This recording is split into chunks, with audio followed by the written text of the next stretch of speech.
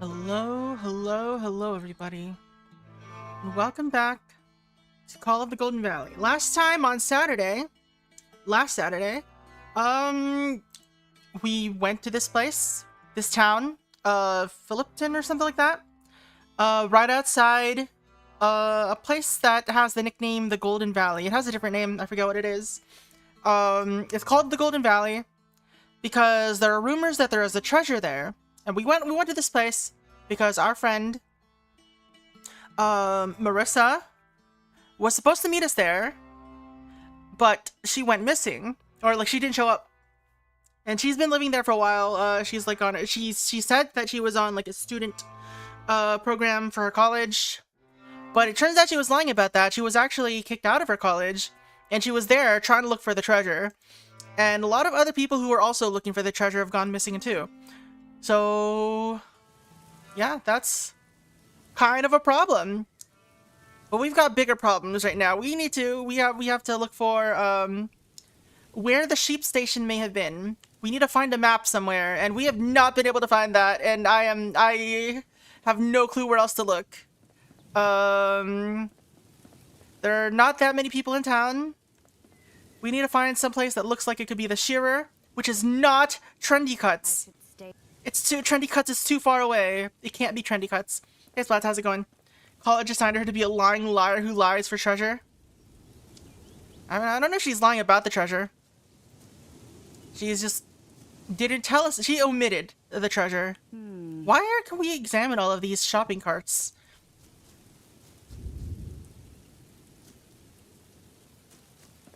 But yeah, so we need to find where the Shearer could be. There's not many places in town that could elucidate such information. So maybe it's in the library. Maybe it's in the library. Share the carts.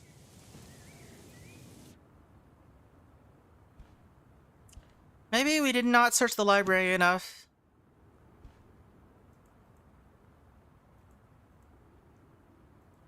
We were taking notes. Hairdo contest. Wait a second. Phillipston Feed and Supply. New footy field. How are they gonna do anything with alpacas? Wildlife of Phillipston. There's only one photo. Anyway, I was gonna say something, but I forgot.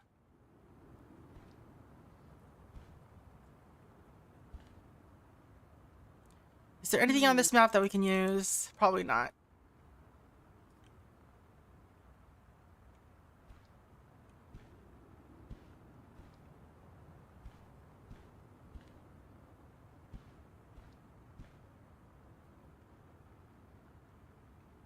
Miner's license.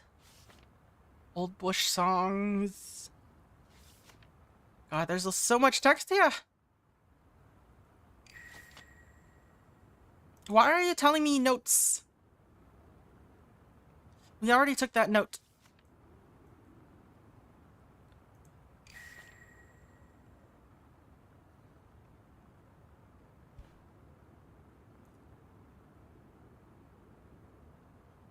Alright,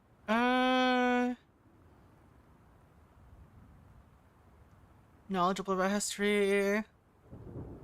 These are just about the people that are online. Read every fourth word for a secret message.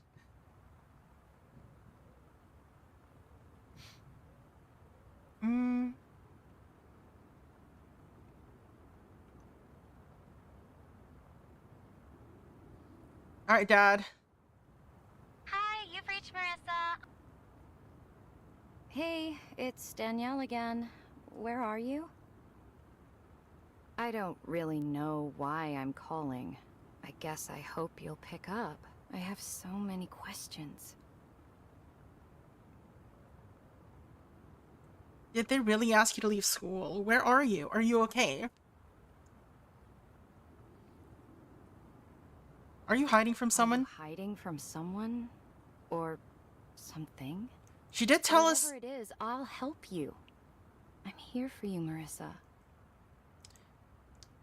Marissa told everyone in town that she was... No, I'm mostly just talking to myself here. I hope you get this somehow. I miss you. Please call me. You already hung up. You are not talking to anyone anymore. You hung up. What is it? Marissa told everyone in town that that she went somewhere else, which was where Danielle was. So why did she do such a thing? If she told Danielle to meet her here.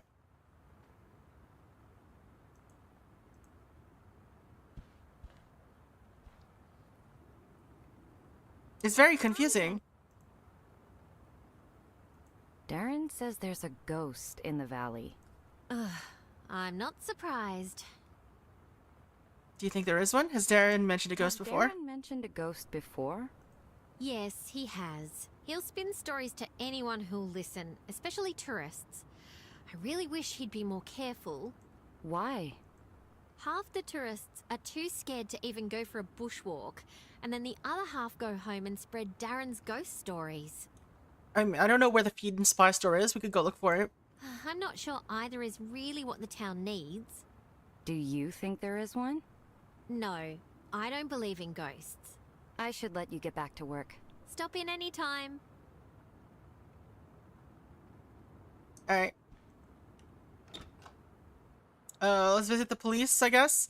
Or let's see if we can find the feed shop.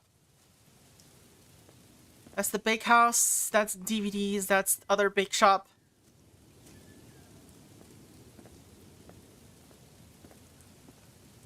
I don't know what that is. It's the golden pepper.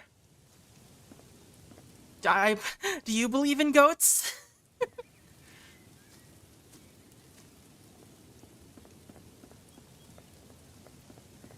Is there anything else here? Look at all these shopping carts everywhere. Why?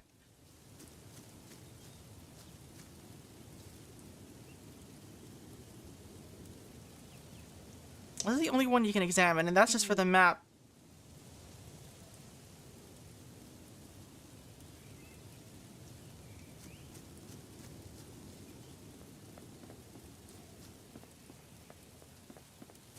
That's the chemist. That's the lollies. That's the charity shop.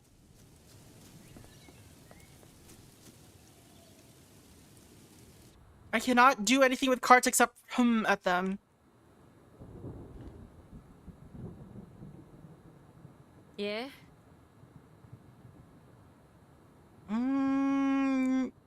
I'll let you get back to work. Stay out of... She doesn't seem to have anything to do. Anything of note. I don't feel like any of those will lead me to Henry the Shearer. Ed Shearer. There's the general store. There's general practice. There's this place. Is this the school? I think it's a school. So the feed shop is not here. It's not downtown. If it exists at all.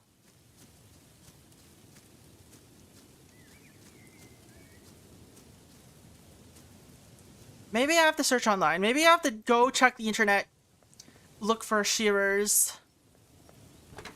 I thought I don't know if I tried doing that yet. You don't have anything to say, right? Kitchen's closed. I'll let you. Yeah. There's nothing here. Go away, sir. Sneak into the staff office. That's my room.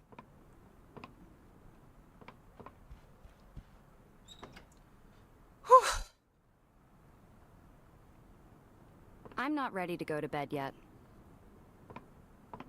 That's her reflex whenever she sees like a...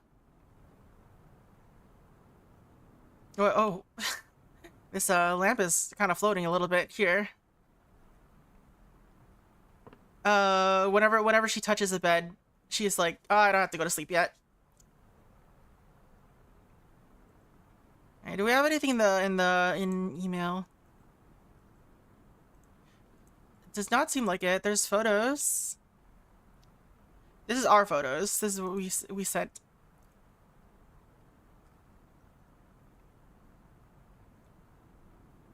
Oops.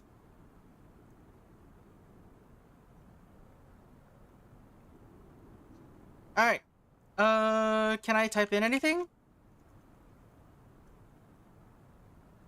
Does not seem like it. Typing does not do anything. Alright, Gold Hunters Australia.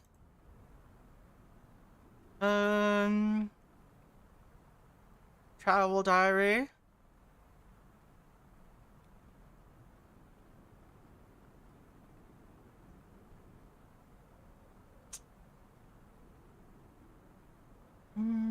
Old gum.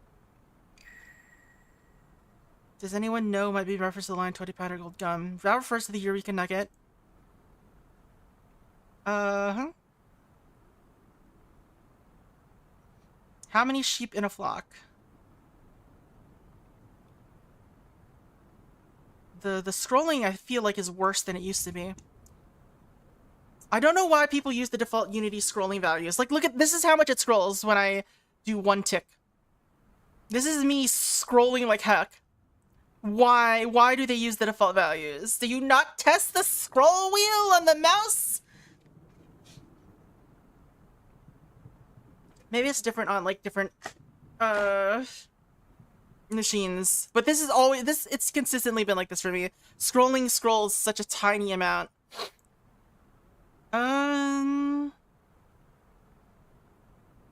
It's better on this one. Why is it better here? It's still not great, but it's better than it was in this one. Yeah, this one's different. This one has a different setting. What is going on? Did you miss this one somehow? Are you not using a template?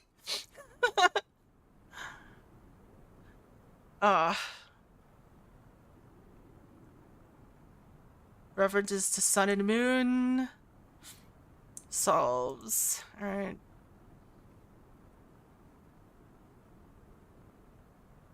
Station. What do you mean by station?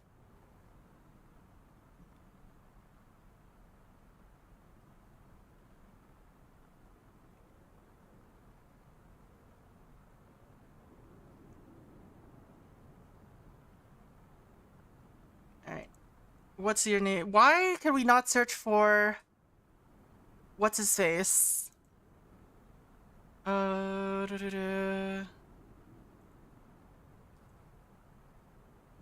Possum John. This one has bad scrolling too.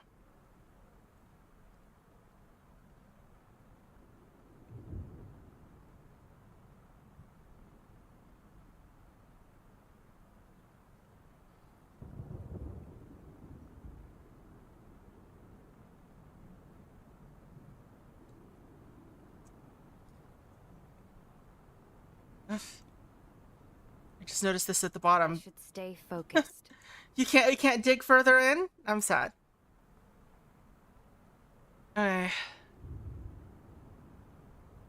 Why did he hide it?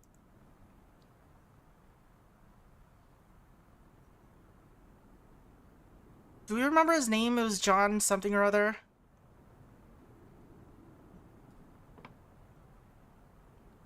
Where is Marissa James? Possum John. Does searching Possum John give us anything? The game is just kind of giving us autocomplete for searching, so I doubt it. Like, there's no enter. It doesn't even survive this properly.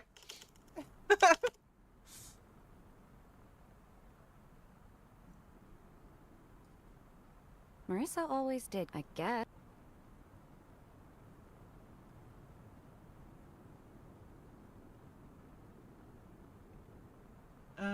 Shipwreck to search, Euro Business Net.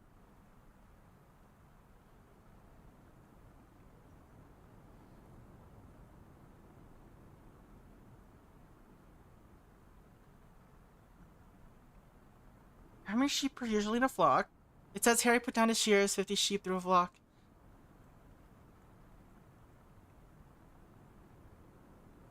Harry? Who's Harry?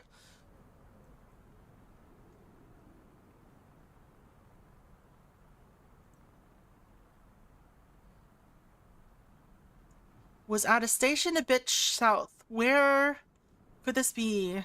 Where do I find evidence for this? I need to, apparently I need, the game is like, I need to find a map, but I don't know where to find any more maps. We are all out of maps. The maps are gone.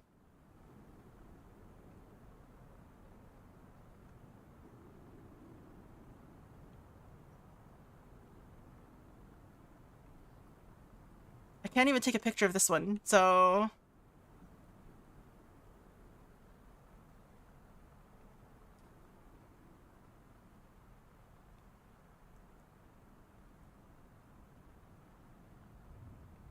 Find a map of the mentioned location. The tale of Holtman's treasure going round water's mouth.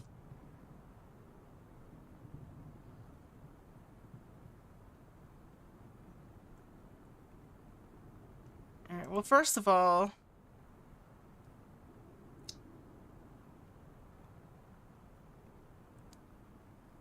Oh, I cannot read this at all. Ballarat Fields...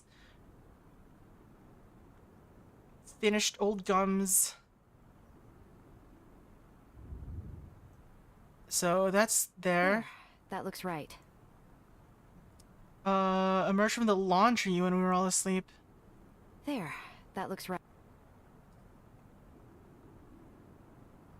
Draw a connection with my string to visualize. I don't know what that means. Alright. Brown Spur. Point Butler. There.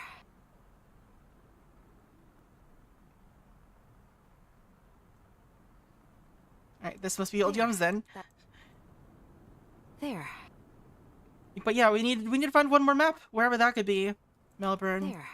Nantucket. There.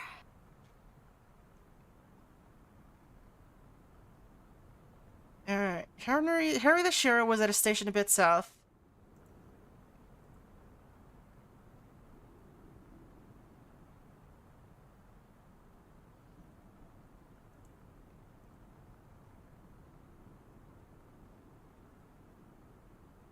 Where could that be, though? I pressed escape. Why did that show bring me there?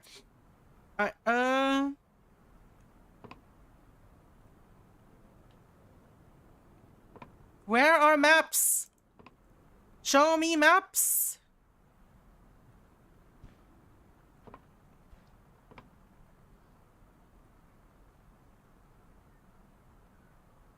I don't even have, like, a compass. I don't know which way is south in this town.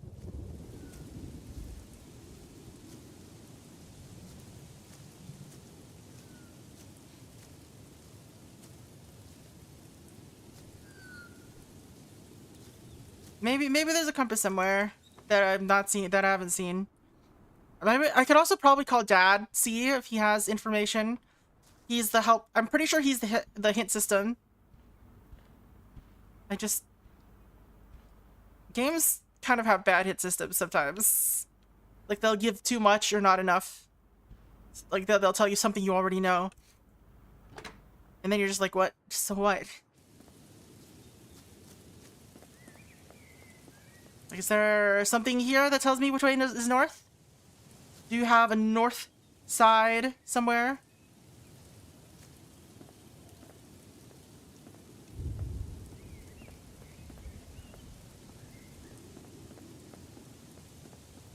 Alright, let's talk to our sidekick. Maybe he knows something.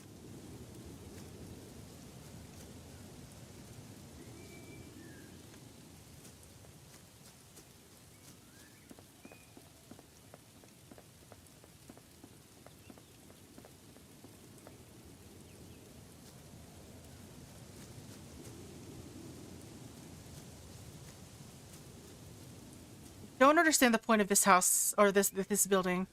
There is literally nothing here. Except, you know, this. Like, it's just kind of here to take up space. It doesn't even... Hi.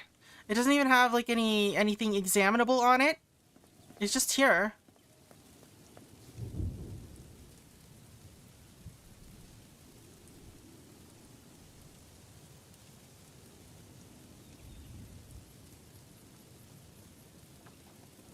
Maybe the shearer's somewhere here.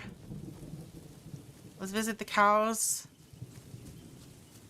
Cows, do you know where where Harry the shearer is?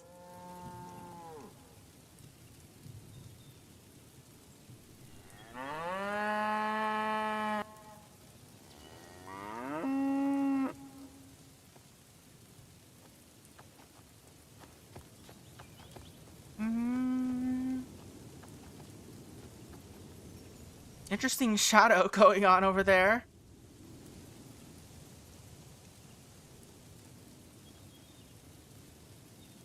Kookaburra?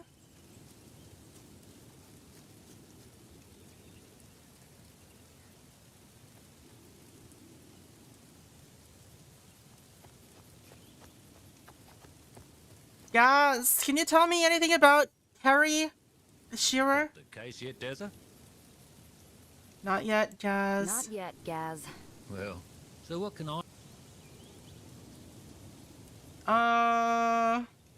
Got any Got tips for any me? detective tips for me? Important bit, but Yes. koala fingerprints indistinguishable from human ones. Gotta be careful, eh? Is that even true? Of course it is. I wouldn't lie to you. Alright. I He's not should gonna be helpful. Give us a He's just busy fixing his bathtub. Sneaking in his house. Gaz? Huh? What were you saying?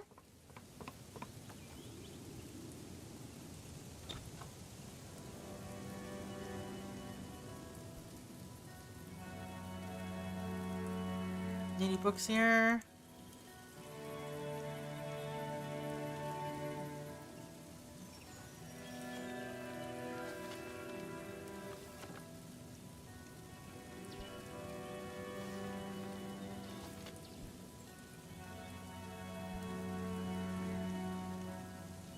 There's like nothing to examine though.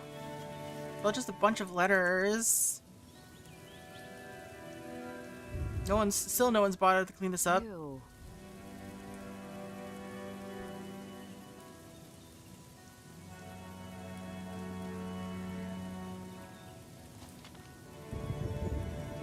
Money, money, money is all you need.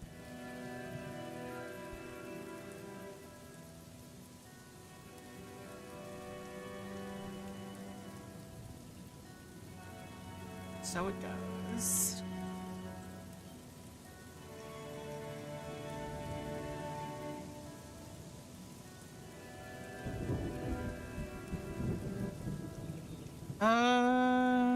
Last visited. Shearers? Seems about right. Well, it looks like she didn't really start looking into it until afterwards. Where did you find any shearers? What station?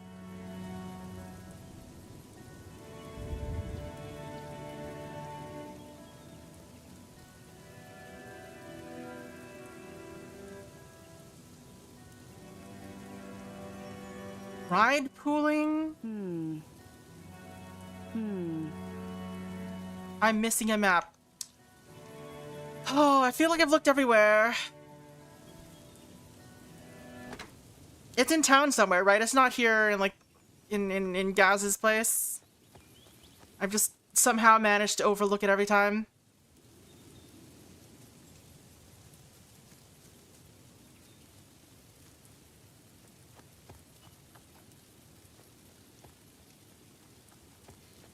Alright. Where in town is there another map? Let's quickly go over any place I haven't been.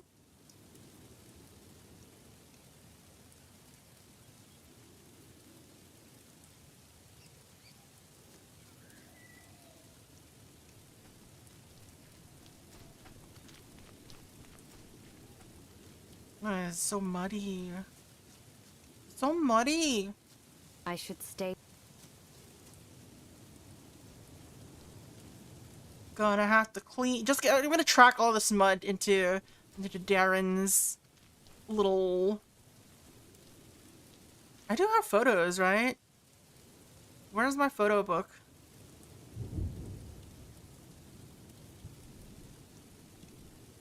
I do have photos of kangaroos already, so I guess I can't give them to what's her name?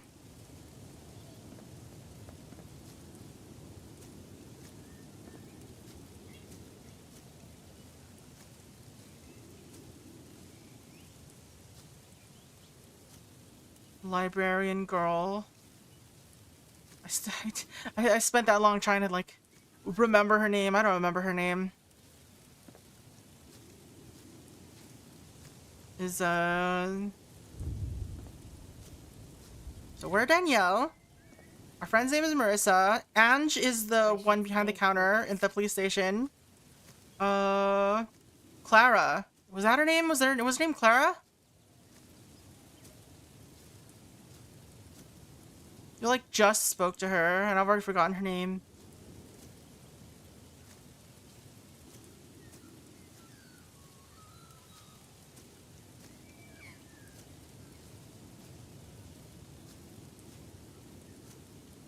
Darren is not important.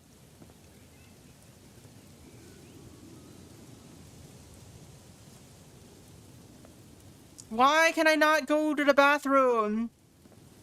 Kitchen's closed. Ugh. I'm Darren.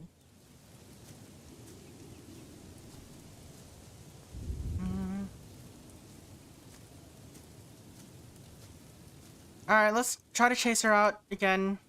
Maybe there's another map here. Yeah? Oh, we can't. Can you? It's real.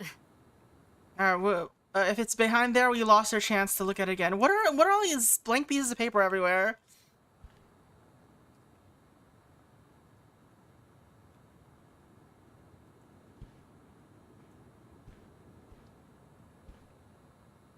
Is it possible I soft lock myself somehow?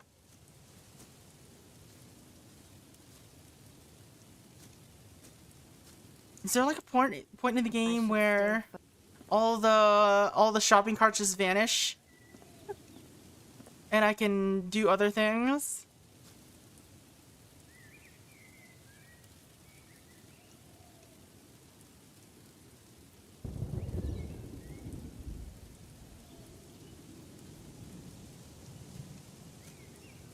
These Nia's notes keep bringing up places that don't exist. They are not places I can visit.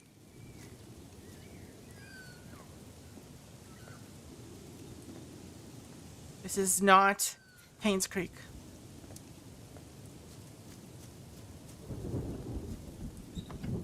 Darren, do you have any maps around?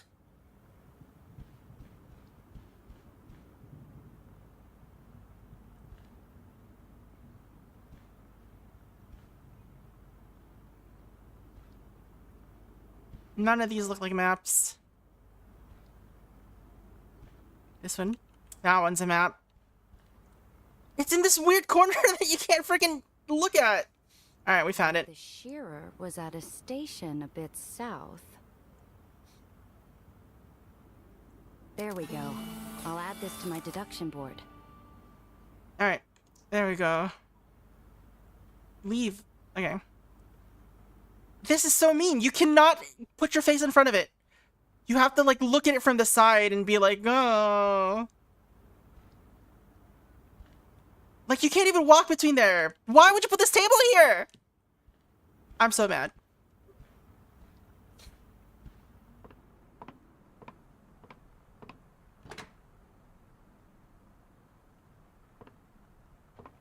Alright, let's connect some dots, I guess.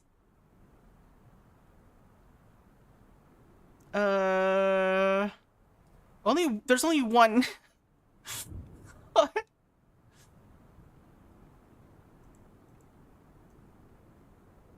There. And we've got Holtzman treasure There. circled. That look. Alright, draw connections. What do we have to draw connections with?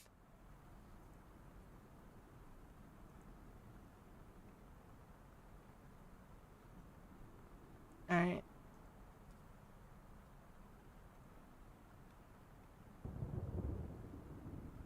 Like what? Like why are you letting me do that? I think this is just it just didn't save its progress.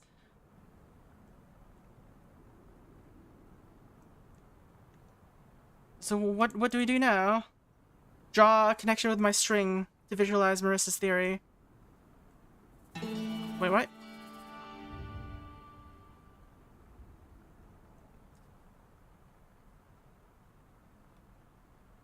Okay. And I took it to Melbourne.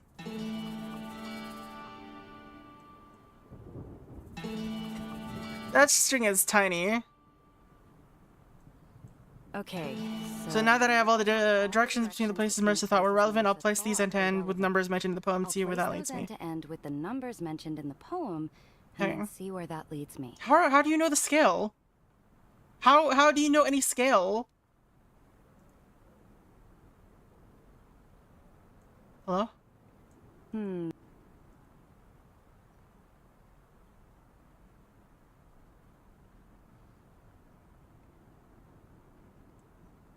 Oh, where are we starting?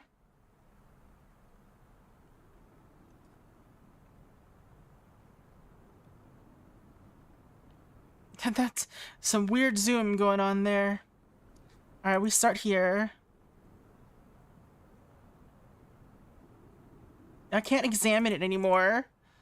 So, Ballarat Fields. Alright.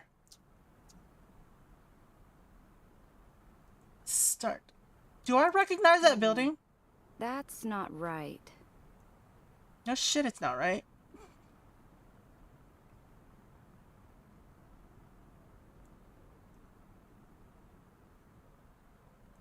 Got it. Time to go talk to Ange. I'm coming, Marissa. She just solves it on her own. It's fine. Why are we talking to Ange? Is this the end of the game? Did we get stuck like right before the end? There's no way, right?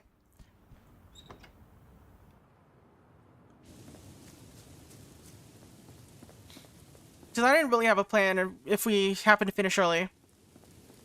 We'll figure it out, I guess. According to the thing, this is like a 5 or 6 hour game. I think. But we spent a lot of time kind of just wasting time last time writing notes that we didn't need, so. What now? I know where my friend went. Yeah? I'm certain. I'm certain. Well, where is she then? Somewhere along this line I've drawn. Really? How can you be so sure? Let me explain. There's this website, and on it, they're all convinced that Call of the Golden Valley holds the key to Possum John's treasure. I found the forum in Marissa's search history, and...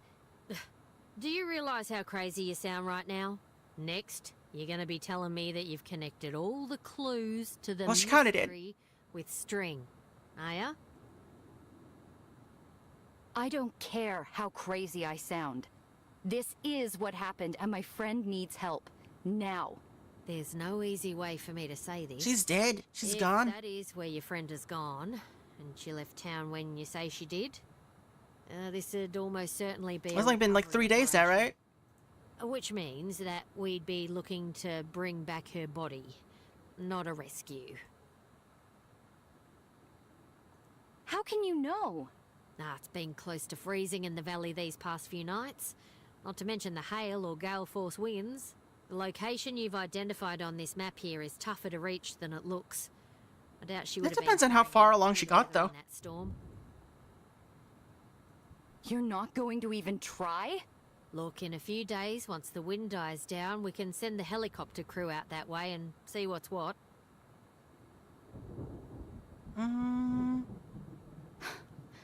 I've got to go. Now, you leave it up to us to do our jobs, okay? And don't go doing anything stupid now, you hear? I mean it. That valley is dangerous. We're gonna go straight into that valley. We're not even gonna say anything. We're just gonna go.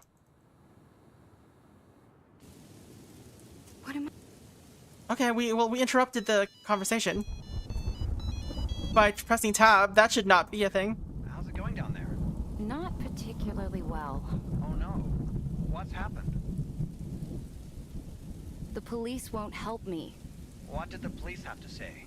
That it would be a recovery operation, not a rescue. And do you agree with them? No. We're No. gonna say no. She's alive. I can feel it. So, what are you gonna do about it? I guess I'm going to have to go in myself. Oh, yeah. Oh, you're telling your dad that? Are you sure that's a good idea, Danielle? I can do it. She didn't go that far into the valley. It'll be one night, max. Do you have any hiking gear there? I'll ask Gaz. He seems to have everything in his shed. I can't say I like this pumpkin. We're gonna She's go. been my best friend since we were 10. I have to try. Especially if the police won't. She's been out there at least 3 days already. I need to do something. I'll be okay, Dad. Trust me. I promise to take a rescue beacon in case I get into any trouble.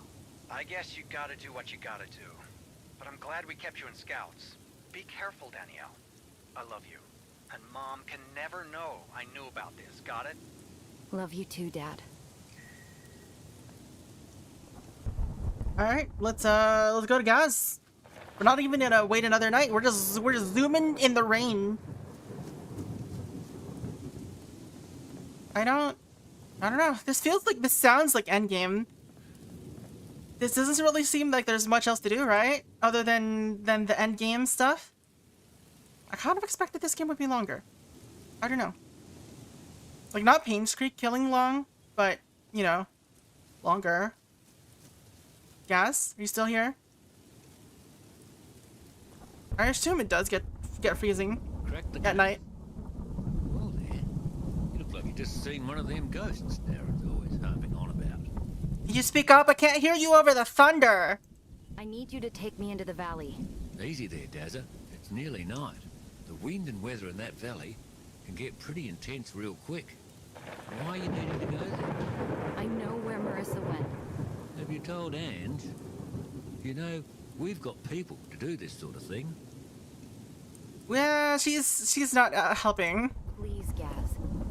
This is something I need to do. No, you just tell Gaz that Ange says she's not helping. You don't say shit like this. What are you saying? Well, that valley's pretty harsh. You might not like what you find in there.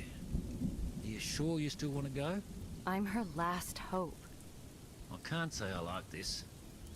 But as I've learned from the shows, sometimes you've got to take matters into your own hands. You've got to hang on with the ones you love. Tell you what, it's too late to go today.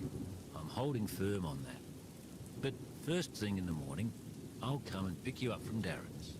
I'll have a rummage in the shed, help you get kitted up. I know I've got the gear somewhere in there. Alright. Thank you. Time to rest up at Darren's, I guess.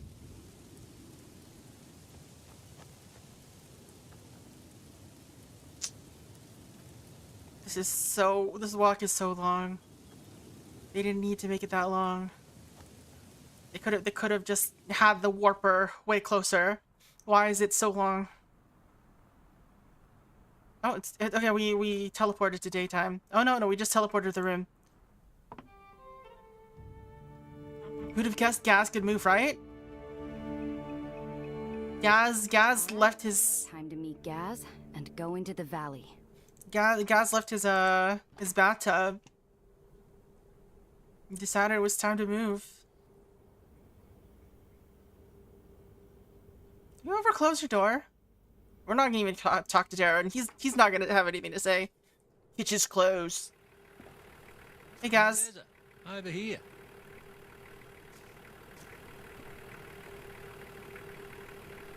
Morning, Dazza.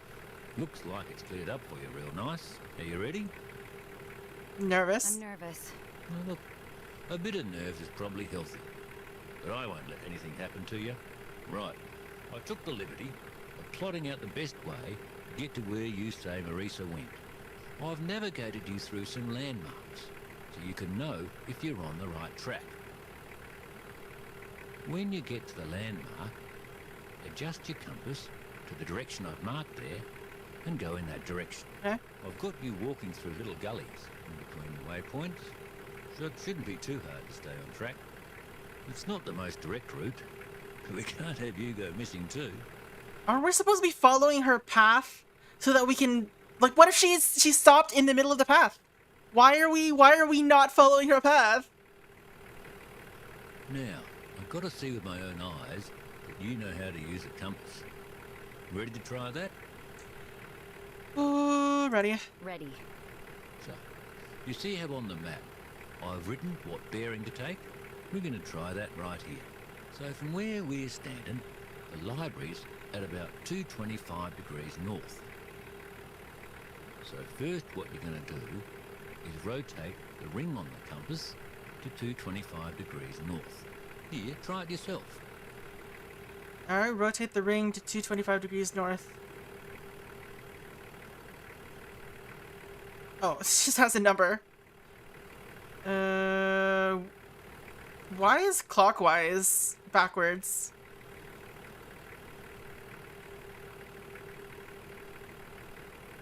Nice one, Dazza.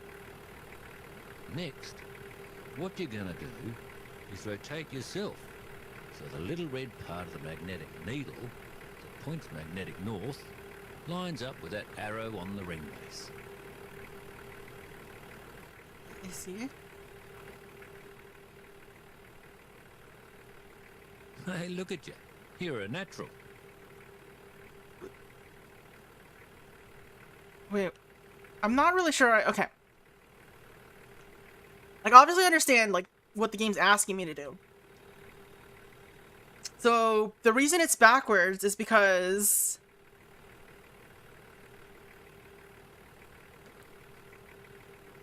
Alright, so the blue needle points south. So this is, in fact, this is south, this is north.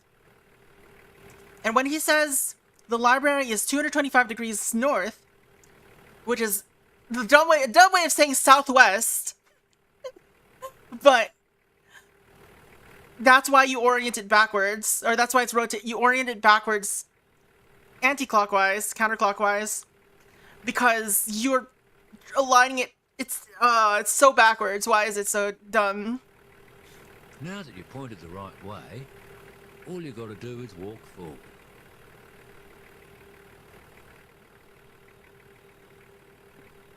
Great. Why are you testing me if I know how to walk forward, guys? Pop the map and the beacon in your backpack, hop in the ute, and let's go. What is this? Now that's a personal locator beacon. It's connected to a satellite, so it should work from anywhere. It'll send your latitude and longitude to emergency services, so only push it if you're serious. Once you push it, stay put. Alright, let's save, I guess. Go on then, hop. Now the side, Dazza. Unless you're wanting to drive us.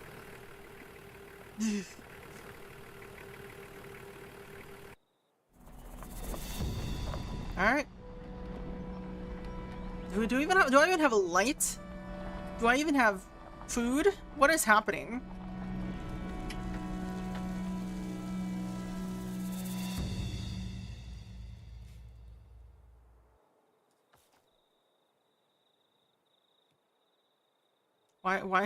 Why was I rotating? Alright, M, Y is M. Alright, I don't know where I'm at. I assume I'm at here. So 170 degrees north.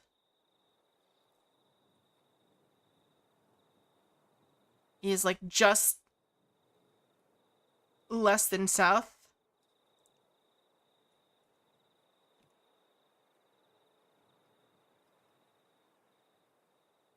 This is there's a tree in the way.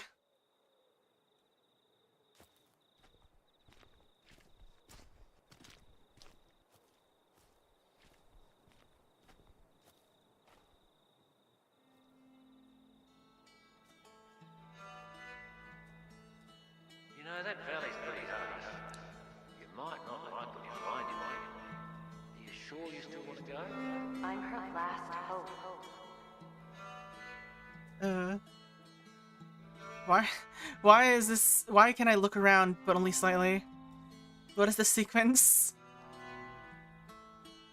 Well, I guess I'll see you tomorrow in Phillipston at the pub.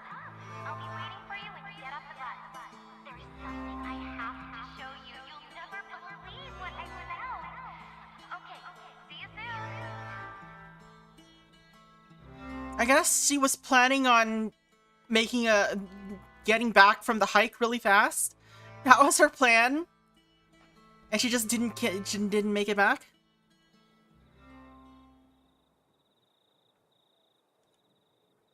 225 north again.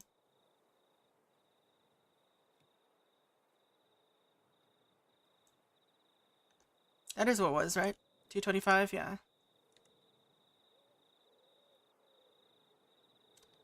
The frame rate is kind of dying.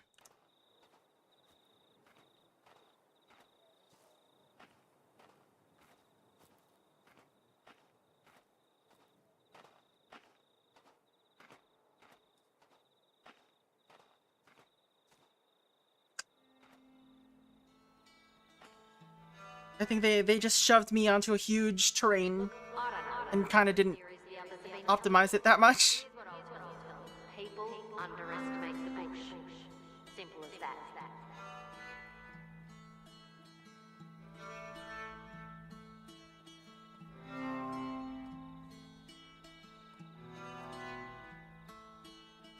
Scenery's too spectacular.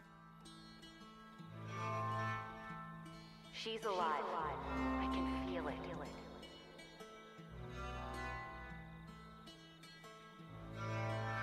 Yeah, they put a little too much grass on the ground.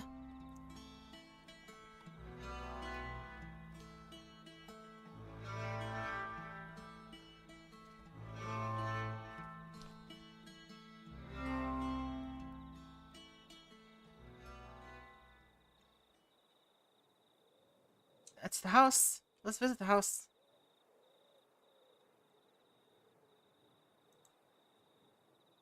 Looks like a hunter's camp. Anyone at home?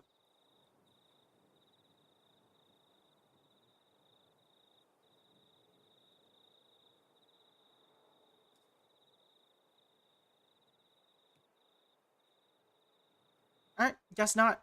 Alright, so 180 north, so that's just exactly south.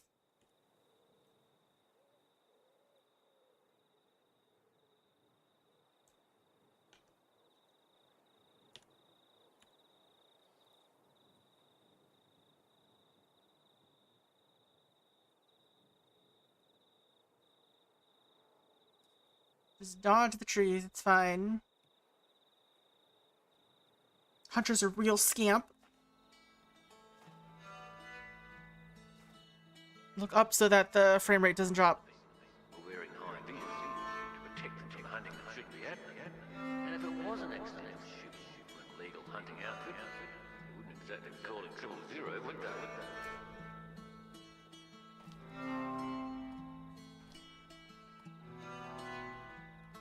Watch for drop. We gotta watch for the drop bears.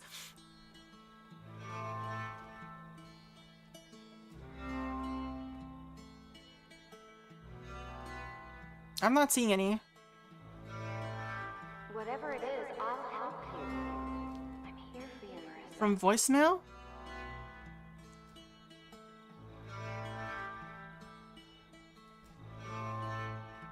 Is this the we spent all the budget on the level geometry part?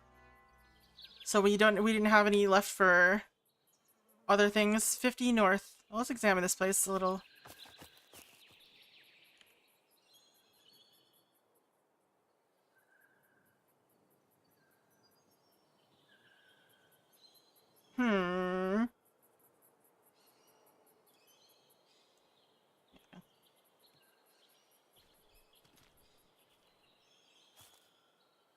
And that's not the right direction, so I guess we can't examine it.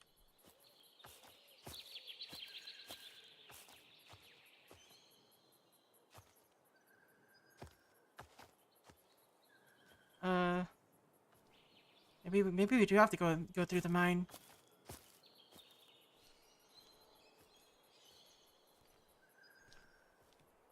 Hello?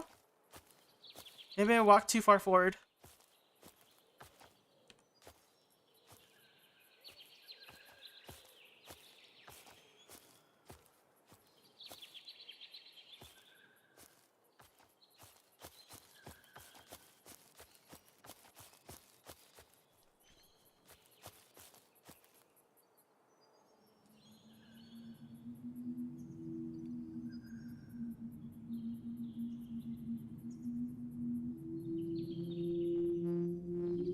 Wow, that really is some wind. There's something in the distance there, but...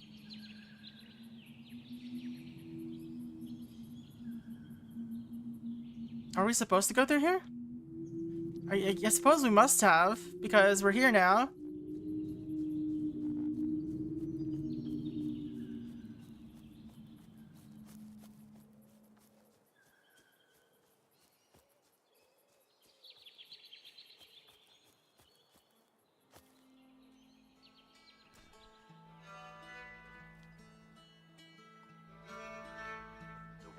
You think Gaz would have warned us that we ought to go through the mine?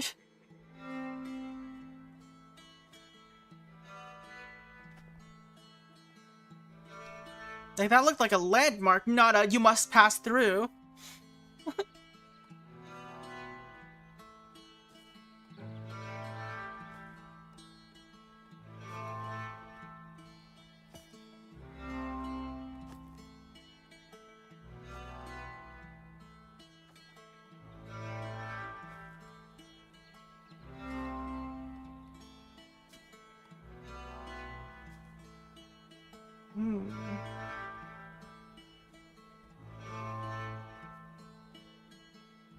Alright.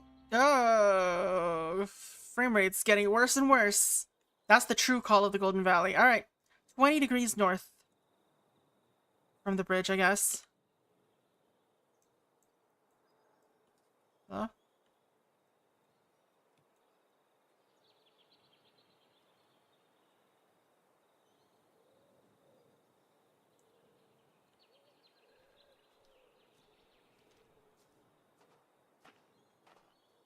Gotta cross the bridge first. Then we go 20 degrees north.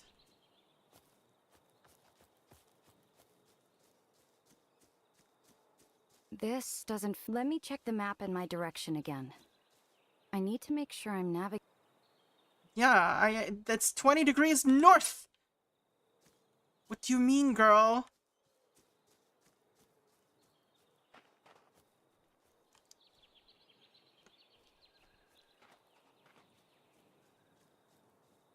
This... Let me check the map in my direction again. Alright, maybe we were already crossed. Even though I clearly need to make the sure I'm bridge... navigating from...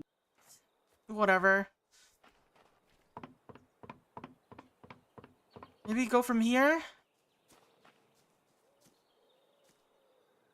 No, that's clearly across the bridge, or across the river. What do you mean, game? We are going the right way. I am going the right way.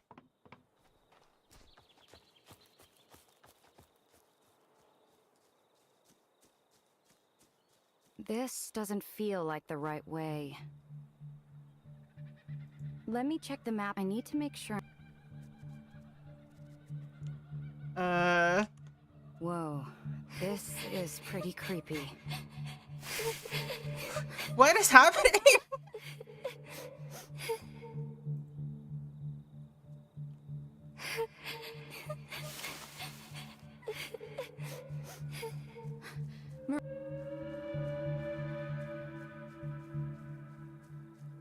She's a little ghostly. Doesn't quite seem like Alright, why does the dialogue keep interrupting itself? Your dialogue just was not designed for this kind of sequence, because it keeps dying whenever I try to start running. Come on, Marissa! A little overambitious, suddenly. It's like the genre decided to change. Also, these trees are not real. I've been dodging them. You can just go through them. That's the, that's... I'm mysterious, Marissa! Funnily enough, that's the default behavior of Unity's terrain trees. Hello. Where are you? Oh, right. Great mimic capable of imitating almost any sound. Oh, let's follow it though. Because they heard crying. So they're imitating something.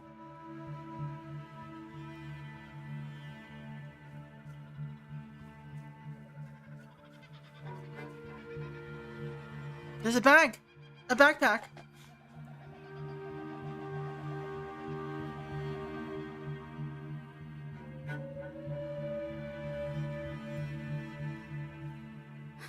Marissa? Marissa? Whoa. It feels like there's a drop-off here. I can't go in any further. Marissa!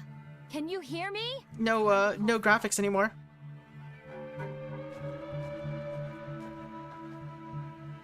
Hello? Push the button! Guess we're here now. Yeah, copy that. We got 2 young adult females here. Yeah, we're gonna need an airlift. Tell them to be expecting it. I mean, there were times where I've just fallen forward in a game because I held forward. Usually Minecraft. Just falling in large holes. Hi, Marissa. You alright, girl?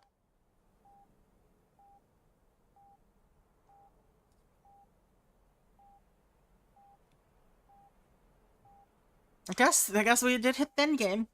Danielle? Danielle? Marissa? You're awake. She got a broken leg. What happened? Where are we? It's okay. It's okay. You're safe now. Last I remember, I found this mine shaft. I thought this must be it, so I thought I'd go in just a little bit. And then suddenly the ground gave out and there was a drop. It all happened so quickly. I couldn't move. It was so dark. I couldn't even see my hand in front of my face. I don't know how long I was down there. Marissa, what were you thinking? I'm so sorry. I was so worried about you.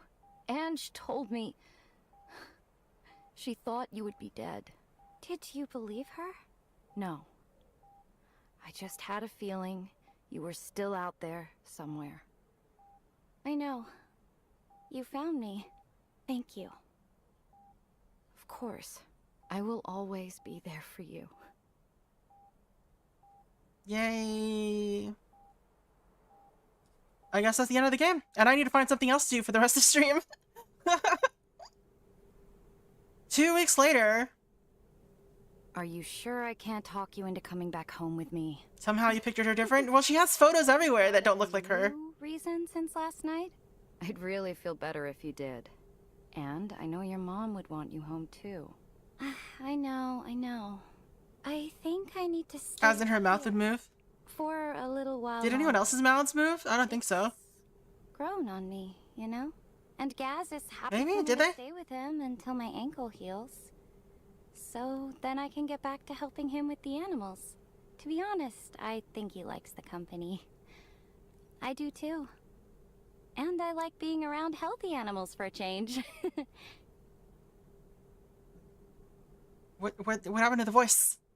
You're not gonna go treasure hunting again, are you? Hello? Hello? Game? How do I continue? Okay. No, don't worry. I've got that out of my system. I learned my lesson.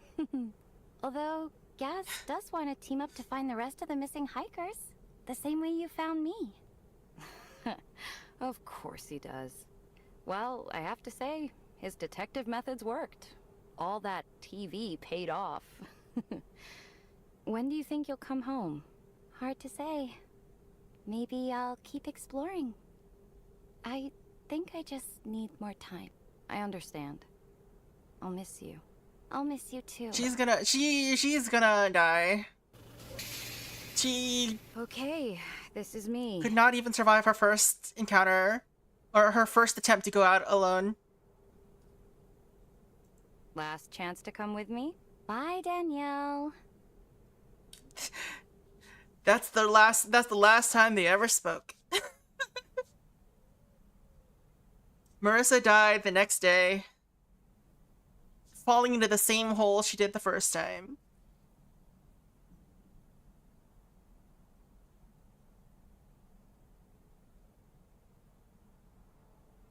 Yay! Okay, so that was Call of the Golden Valley. Let's I mean, that was neat. I can't believe I got stuck right at the very end. That's annoying. And it's because that stupid table was in the way of me examining stuff, and I just didn't think to check that wall because of it.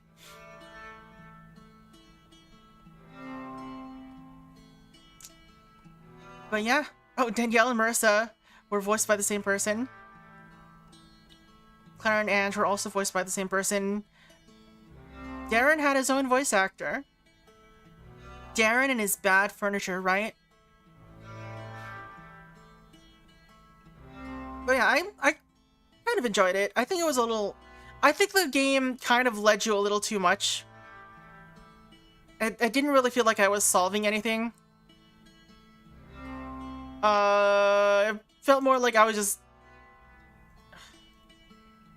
What does return to game do? What could that possibly do now? It crashes. Or something. It freezes. Oh.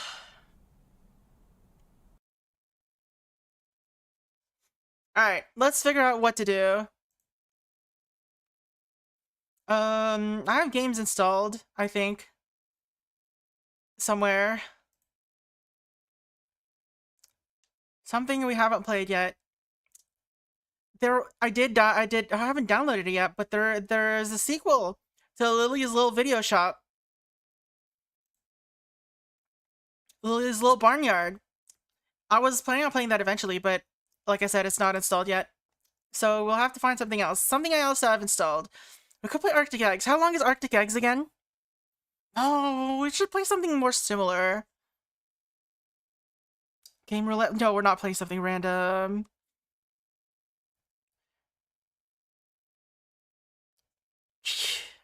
I could go back to Chance of Sinar. I've forgotten everything about it, though.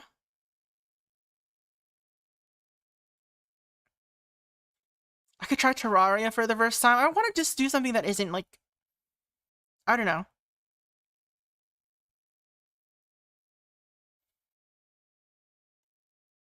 I'm just disappointed that this was so short. Like the rest of the game was so short. The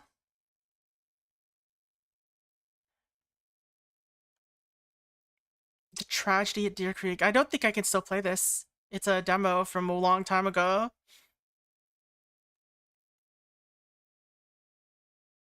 If I'd have known it would have ended so soon, I would have downloaded something else to also continue playing, or to finish it up with. We have a bunch of these. These are like some more deduction type games. We could try it out. Let me do this.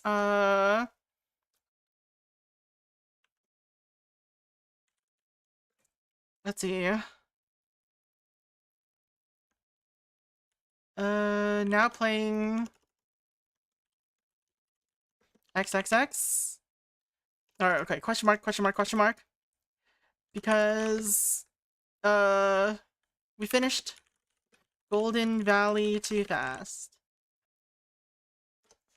I think that's right.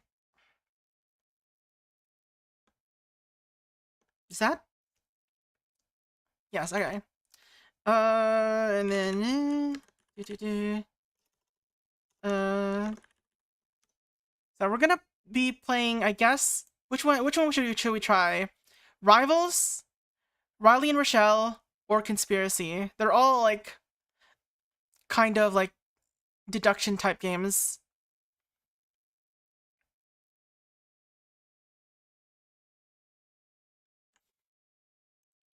I think let's go with conspiracy. Yeah, what's its full name? Conspiracy exclamation point.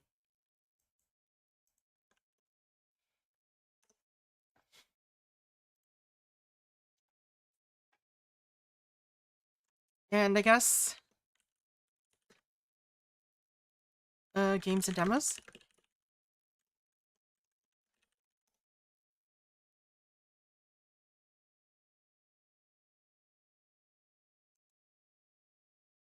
Alright, conspiracy. Let's try it out, I guess. Let's hope it launches. I haven't tried it yet, so whether it'll launch or not is completely up in the air. Made with Unity. Let's full screen it. In the 1996 kids television series Arthur, all characters are talking animals of various types, even those that normally pronounce each other.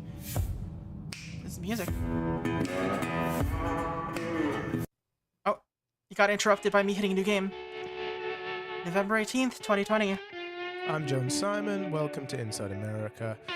14 days and still no concession. In its place, a press conference with Katie Kraft, the president's lawyer, who says that she is going to explain exactly why her candidate won. No subtitles. Let's go to Natasha live on scene. Thanks, John.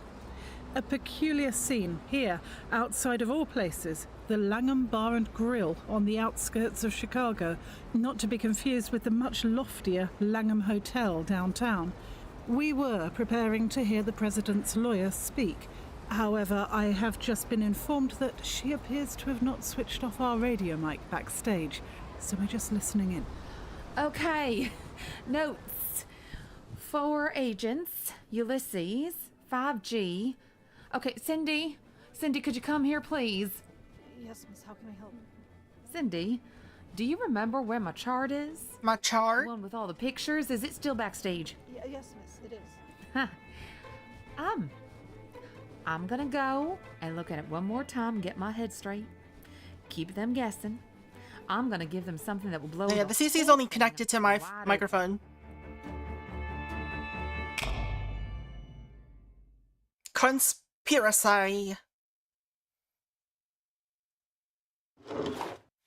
Alright. Instructions. Help the president's lawyer uncover the truth. Open the date drawer by clicking on the date tab above. Then drag the dates in the date tab to the correct Polaroids. You can also rearrange the Polaroids by dragging and dropping them to help you better realize the sequence of events. You can read written sources in the dossier and listen to tapes in order to find out the answers. The game will let you know when you've got 5 correct, and you will receive new clues. You can only place 8 dates at any one time. You can clear the dates by right-clicking on the Polaroid. Note, it may be occasionally disorienting working without immediate feedback, but stick at it, and your hard work will be rewarded. This game is date accurate to the time it depicts, allowing the use of a calendar. Clues may refer to real events or places, so you may need to do some detective work outside of the game. You can't do this to me. All right, hold on. I gotta change the YouTube video a little bit.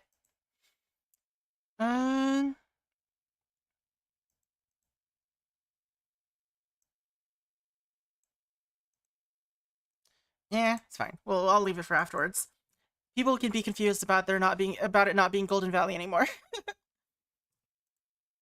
All right, what are we doing? We're just trying to match dates to Polaroids. Playable dates 8. So there are 5 times 4, 5 times 4 options. Ambient sounds on or that's the only option.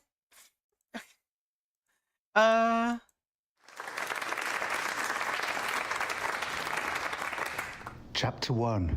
The 4 Agents. What is In a this? recording studio on the outskirts. Oh god. Alright. Please no. A prolonged standoff between a prominent Kansas militia group. Alright, can I look at these? Can I like... Oh, there's no actual Polaroids. Alright. Prolonged standoff between a prominent Kansas militia group and the federal government has come to an end. The siege began when Ron Oscar Jr., a breeder of small rodents, was served notice of eviction from his family farm. So this is in 2014 somewhere. You have only 2 dates in 2014. So if they just swap places. Oscar and his group of armed vigilantes had secured the farm with tripwires and automatic weapons, claiming comitatus, a complicated theory that claims the U.S. is still technically under pre-1789 Admiralty law. The situation came to a close on Tuesday morning when Mr. Oscar was finally talked down by federal negotiators. When reached for comment, our lieutenant governor said, "I'm relieved it's a week until Kansas Day." Alright, I guess we gotta look up what Kansas Day is.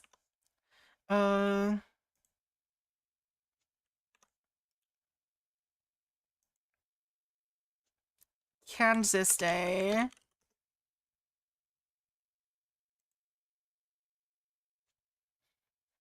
Celebrated annually on January 29.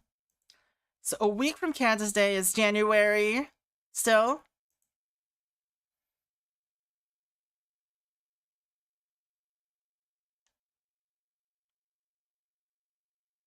I have a lot of work. How is this in 2014? We don't have any other earlier dates. What do you mean?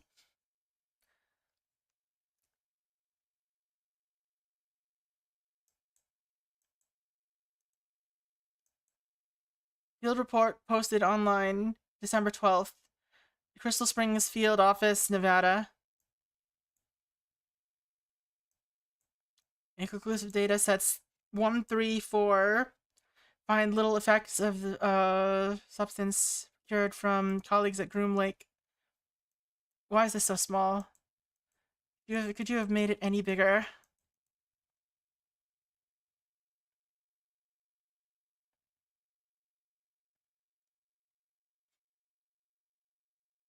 Alright, moved to Nevada. December 12th. Field office has only been established for 7 months. So 7 months before December 12th is May 2014.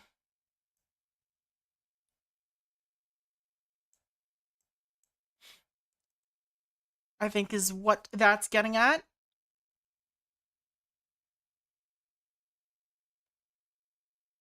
Email 2016.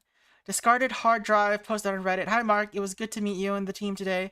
I think we've got a lot in common. Sorry the agency got you guys loose last year over that little misadventure in Idaho.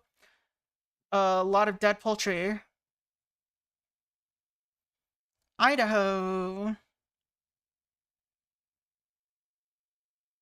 2,000 dead geese in Idaho.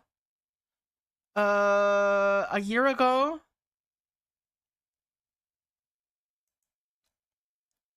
So 2015 somewhere. There's only 1 day in 2015.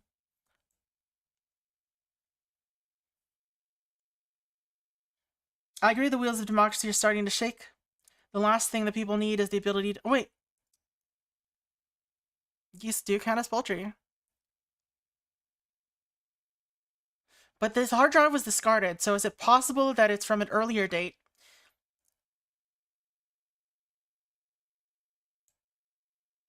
Happy Cinco de Mayo. So this email is from May somewhere.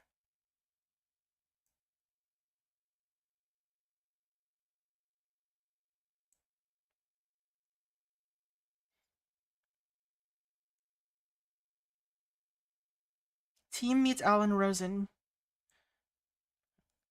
There's Rosen, but it was good to meet you and the team. Alright, Cinco de Mayo. Team meets Alan Rosen. The only May in here is May 2016. Oh, there's also May 2014, but we can't have a date earlier than that, so...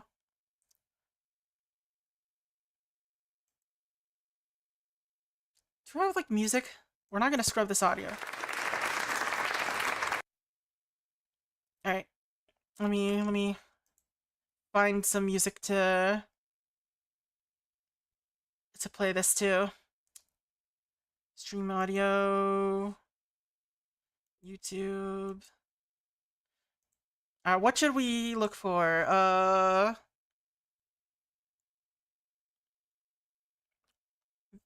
Investigation music, Nintendo video games.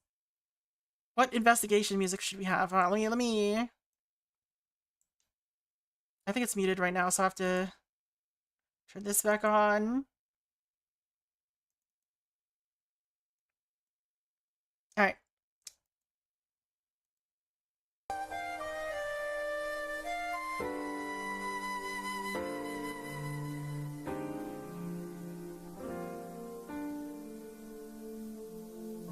It doesn't say where. Okay, so these are from a bunch of random video games. It looks like.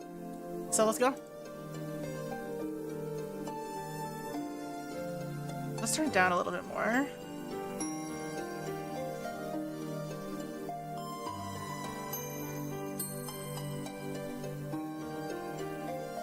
It is a little loud.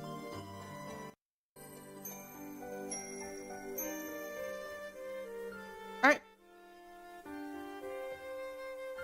Conducted by Madeline Frederick, Mark Aspen findings. Okay.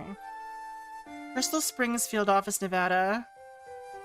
This is on December 12th, 2014.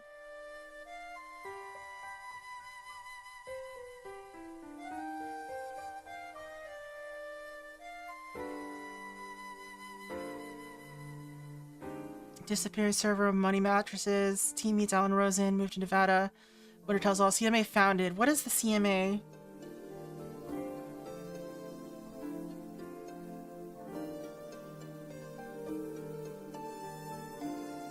Bogging the limo. Gentleman Roy's connection. 5G in rural areas. Nothing sounds like this.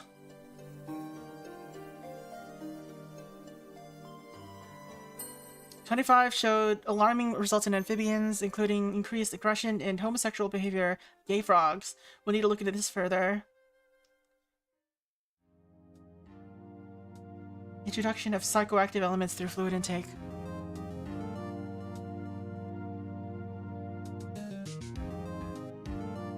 This is Phoenix Wright, I think, right?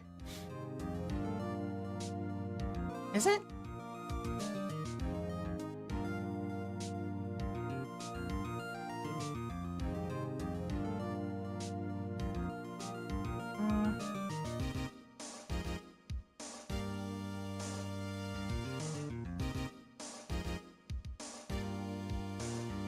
Recommended continuing with aerial drop of substance march over Boise.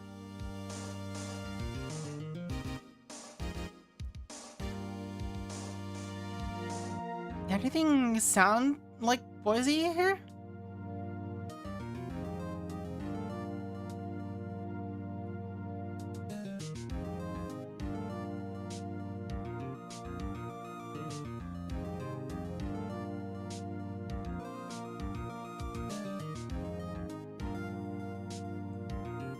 It's a week until Kansas Day. Is there a different Kansas Day that I don't know about? Or that isn't this?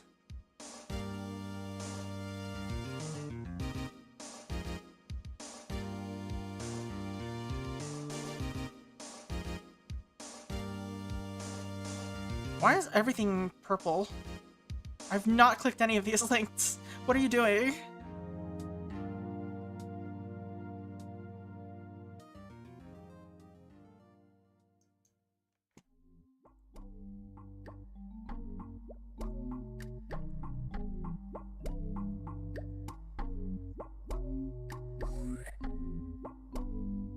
What's this have for us? Chapter 1. The Four Agents. In a recording studio on the outskirts of Austin, Texas, I am watching a 22-year-old woman lay out the entire secret history of the US government. Laurie Williams is streaming live to over 100,000 viewers. Her phone constantly rumbles and glows with notifications from her vast Twitter following until it mercifully runs out of battery. I guess that's us. Her show is a captivating mix of intimate storytelling and grand showmanship. She veers from conversational to hysterically involved in a moment. I can barely move. When the broadcast is over, Laurie seems wired. She buzzes with nervous energy while laying out her latest grand unified theory. Have you heard of the 4 agents? She says, gesturing to a chart on the wall filled with pictures, dates, That's and 2018. charts. Aspen, Suarez, Frederick, Winter, she continues. She speaks in weighty, jargon-filled sentences. Operation Ulysses, a secret task force, poisoned drinking water, rigged elections, a plot to undermine the imperial system. She points to the chart. We know that after a month after the standoff, the CIA set up a secret task force to try and control the southern states by any means possible. We know that a month ago from today, they started training weighty, jargon-filled sentences. Operation Ulysses, a secret task force, poisoned drinking water, rigged elections, a plot to undermine the imperial system. She points to the chart. We know that after a month after the standoff, the CIA set up a secret task force. A month after the something standoff, the CIA set up a secret task force. So presumably it's this. So this is the standoff that they're talking about. This happened in January. So presumably this is what that was about. To try and control the southern states by any means possible. We know that a month ago from today, they... A month ago from today, so... this is somewhere in 2018. There are a lot of dates in 2018. Started training fake voters to rig the midterms. So they started training fake voters to rig the midterms. Alright. Sometime in 2018. So this is probably here. What is Operation Ulysses and what is the CMA? Which one of them is the...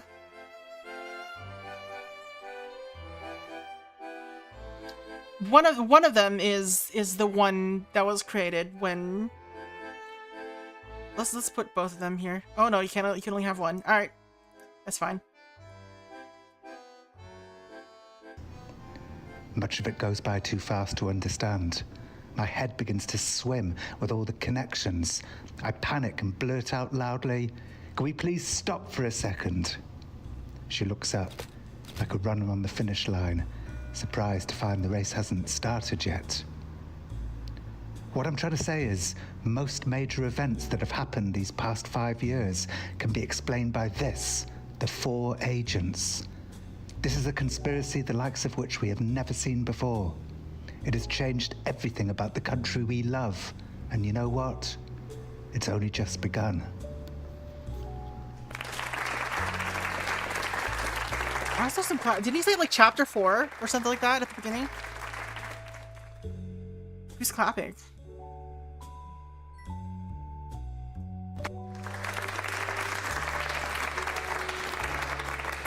Chapter 1. Chapter 1. The 4 agents. In a recording studio on the outskirts of Austin, Texas, I am watching a 22-year-old woman lay out the entire secret history of the US government. Laurie Williams is streaming live to over 100,000 viewers. Her phone constantly rumbles and glows with notifications from her vast Twitter following until it mercifully runs out of battery. Her show is a captivating mix of intimate storytelling and grand showmanship. She veers from conversational to hysterically involved in a moment. I can barely move. When the broadcast is over, Laurie seems wired. She buzzes with nervous energy while laying out her latest grand unified theory. Have you heard of the 4 agents? She says, gesturing to a chart on the wall filled with pictures, dates and charts. Aspen, Suarez, Frederick, Winter, she continues. She speaks in weight. So Winter, Frederick, Aspen, and Suarez are the ones we care about. Who's Rosen then? Is Rosen some different? Or... Alright, well, training fake voters is probably happened in 2018, so we'll...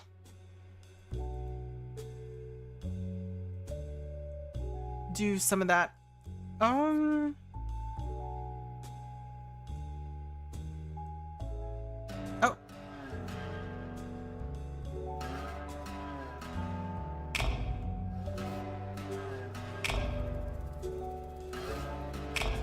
Alright, we got our first hit.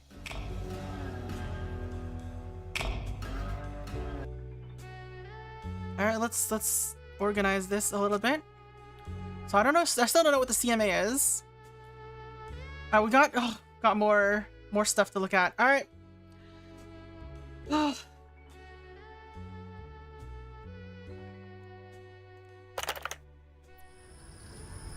Hey, what's crackin', fam? We're here in Yasuni National Park, otherwise known as Suicide Forest. So, it is a Wednesday morning. Oh it is hot. His name is Paul Rogan.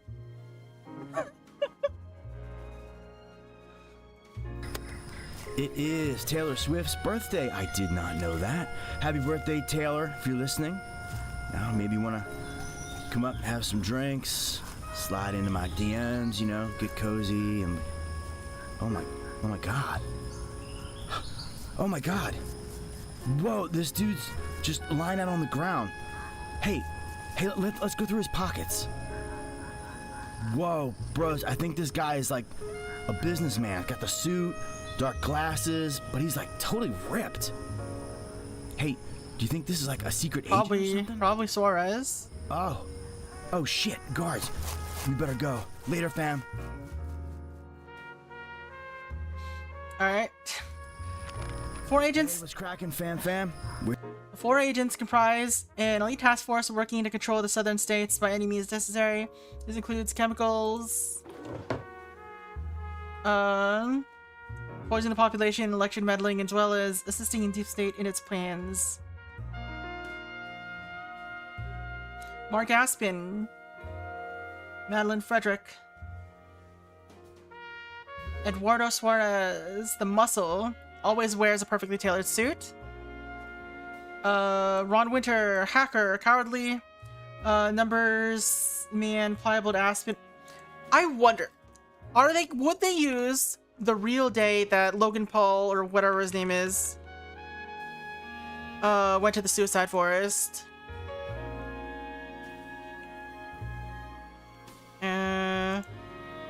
That would have been in December 2017.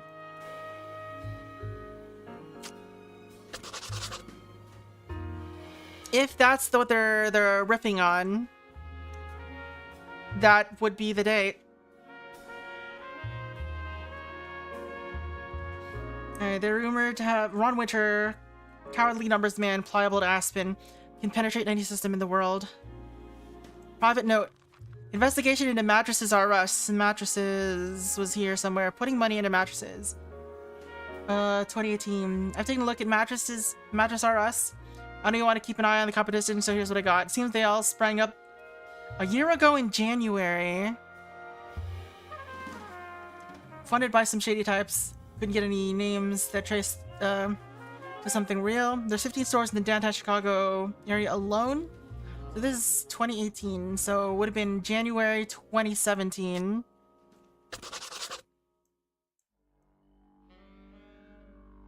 If you were to ask me, the buildings were bought with drug money, probably so the owners can secure loans against them.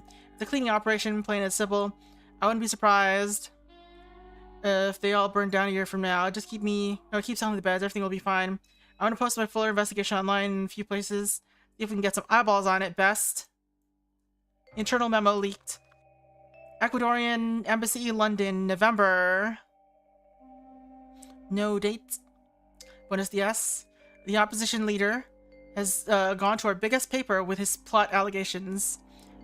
Says that several months ago, vigilante U.S. operatives were buying tampered voting machines from a Quito syndicate to rig their national elections. Buying rigged machines in Quito. Alright, so this is several months ago. So... It could be anything.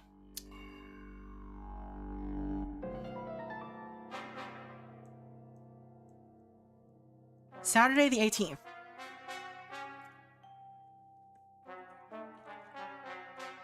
Oops, Saturday 18th of November.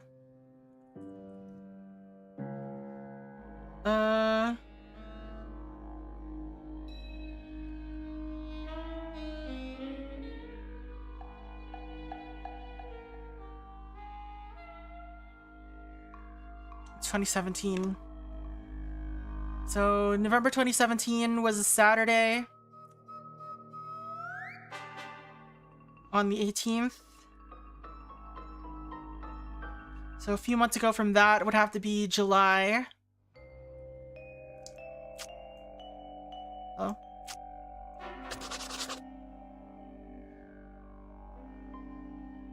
I told Julian to empty cat litter, as its smell is upsetting secretaries. Also told him to keep the noise with Pamela down. Esto no es un bordel. Regards. Alright, now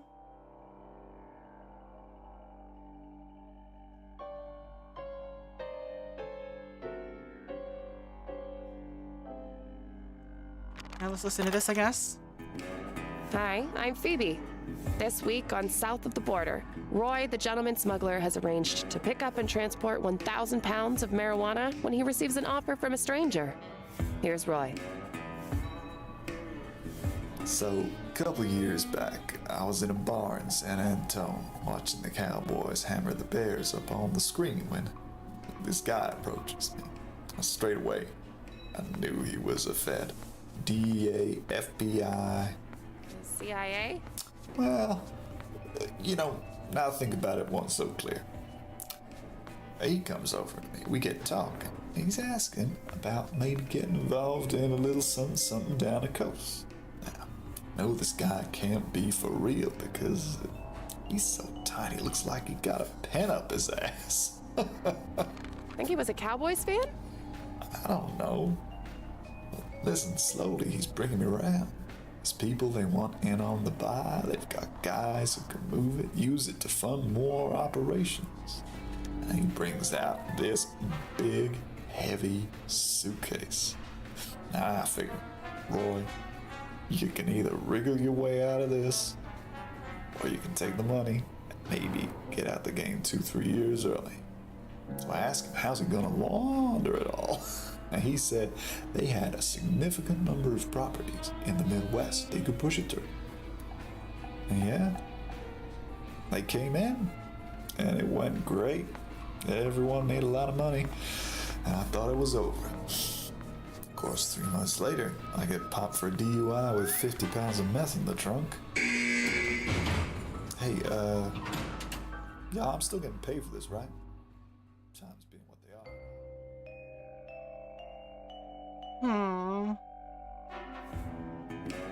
Hi, I'm Phoebe. Maybe get out the game 2-3 years early. It went great.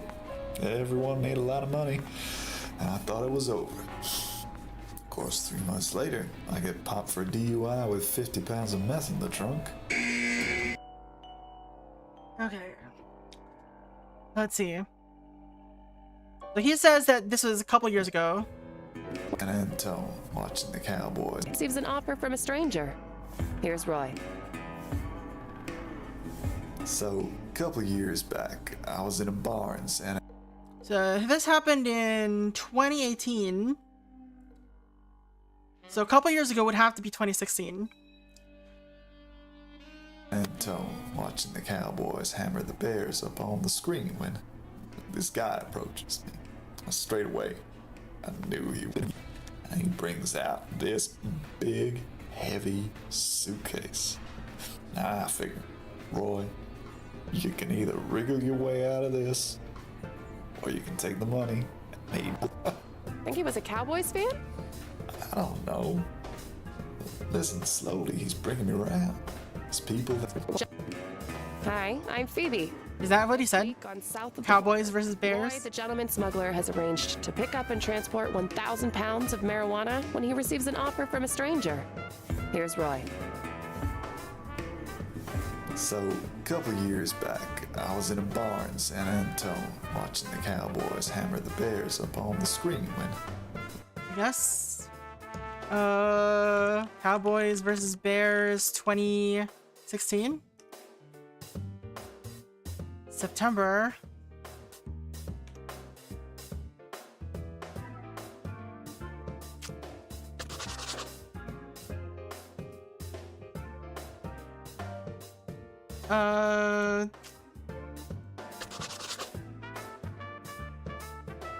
Do we have any other dates?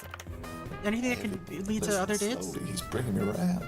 There's people they want in on the buy. They've got guys who can move it, use it to fund more operations. And he brings out this big, heavy suitcase. Now I figure, Roy, you can either wriggle your way out of this, or you can take the money and maybe get out the game 2-3 years early. So I asked him, how's it gonna launder it all? And he said they had a significant number of properties in the Midwest they could push it through. And yeah, they came in, and it went great. Everyone made a lot of money, and I thought it was over. Of course, 3 months later, I get popped for DUI with 50 pounds of meth in the trunk. Hey, yeah, I'm still getting paid for this, right?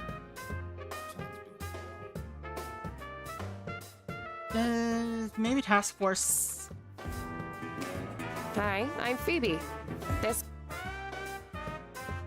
Okay. They finance their campaigns through a range of illegal operations as well as Democratic/Socialist financiers or financiers. They are rumored to have left the agency in the last year and are working freelance.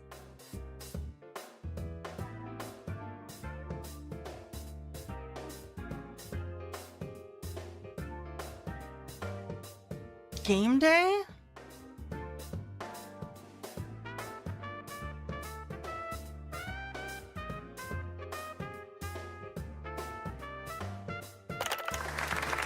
Really move. When the broadcast is over, Laurie seems wired. She buzzes with nervous energy while laying out her latest grand unified theory. Have you heard of the 4 agents? She says, gesturing to a chart on the wall filled with pictures. Aspen was doing the smuggling. Aspen, Suarez, Frederick, Winter, she continues. She speaks in weighty, jargon-filled sentences. Operation Ulysses, a secret task force, poisoned drinking water, rigged elections, a plot to undermine the imperial system. She points to the chart. We know that after a month after the standoff, I've told Julian to empty cat litter as it smells and try and control the southern states by any means possible.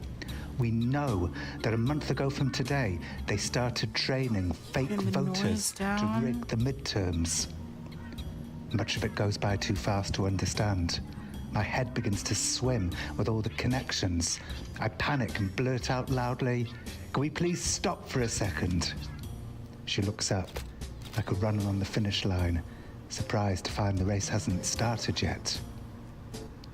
What I'm trying to say is, most major events that have happened these past 5 years can be explained by this, the 4 agents. This is a conspiracy the likes of which we have never seen before. It has changed everything about the country we love. And you know what? It's only just begun.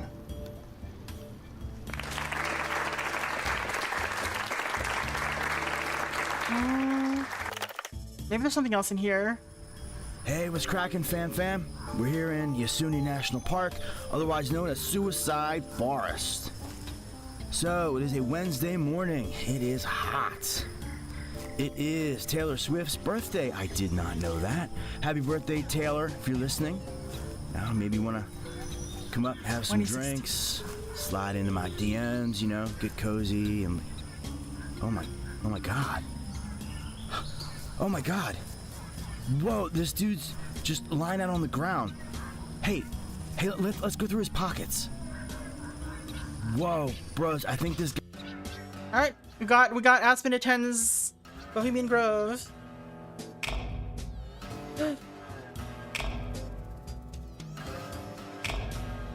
let's go.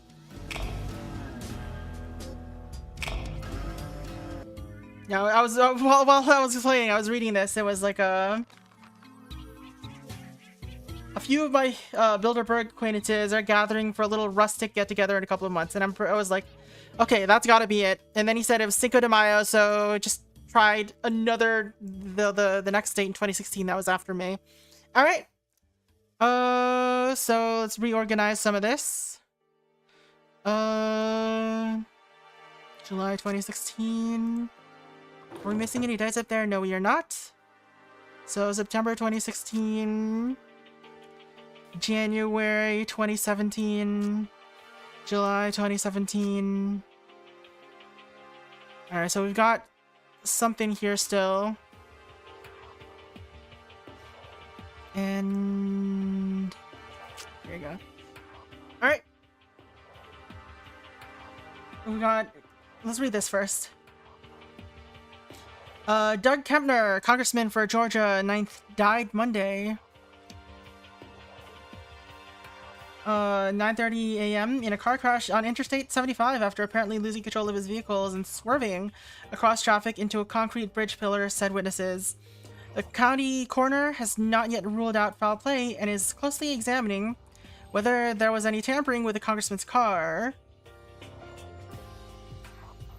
Kempner, 46, is particularly noted for his unequivocal support of the president, declared earlier this year that he was being framed by a number of ex-CIA operatives who were assisting the special counsel. Arguably, his most mainstream political contributions came in the form of supporting industry, in particular, manufacturing. Last month, he sought special measures for removal of nationally distributed Canadian voting machines. He's reported as saying, let's see. This is really dense in terms of stuff. Okay. Assisting the special counsel. He was being framed by a number of ex-CIA operatives. So earlier this year, it says, this is 2018. So there's a lot of dates in 2018, but it cannot be December. So it's got to be one of these two.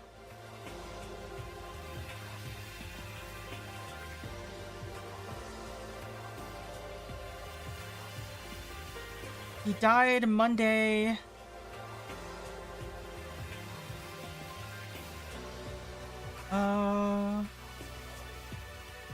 What date?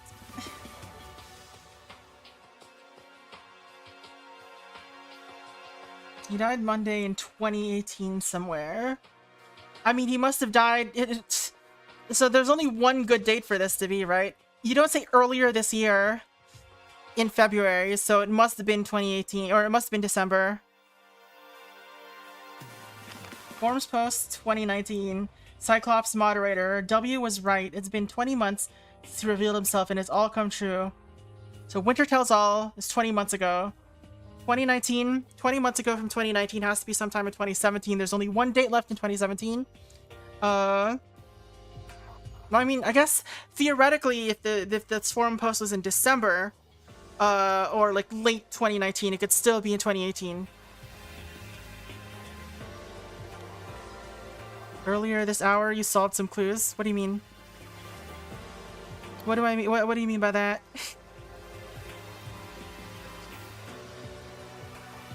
Just a few minutes ago, you mean, right? All right. The congressman. Okay. Since he revealed himself, it's all come true. The congressman, those fake voters, dressed up as old people who got the Dems all those seats in the midterms, it all happened. Now the president has just tweeted the bugs found. Alright, bugs found in the White House limo sometime in 2019. When in 2019? There's 4 dates in 2019.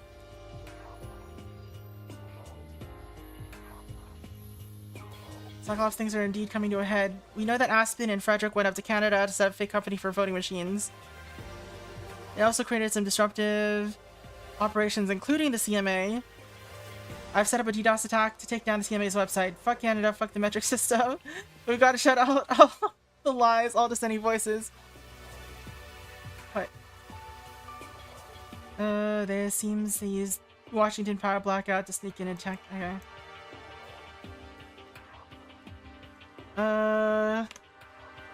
Washington blackout 2019. July 27th. He's bugging the limo. 20 months from before that, so 7 months before July is December. That's another 13 months. So that's November 2017 is Winter Tells All. Alright, let's listen to some of these then. Oh my. These seances are getting worse and worse. I do not know why Princess Di thinks she left the bath running. I really don't. Anyway, hello, you wonderful witches and warlocks.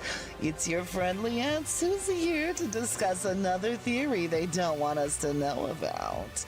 This time concerning the CIA. Word from our friend Laurie Williams is that a secret team is currently working hard to fix the U.S. election by sending hacked voting machines from Ecuador. So the story goes that shortly after, one of their number decides he wants out and decides to give up a number of agents to the foreign government. Naughty boy. So they kill him and hide the body. Avada Kedavra. However, another one decides he too has had enough, so he goes online and starts leaving hints. And that, they say, is who W is. It's all connected, isn't it? That did not give us any new information. It's been a busy week. First I left the bath running, and then CMA podcast. Hello, it's Saturday, May 16th. Welcome to the Canadian Metric Association weekly podcast. Alright, Saturday, May 16th. May 16, Saturday.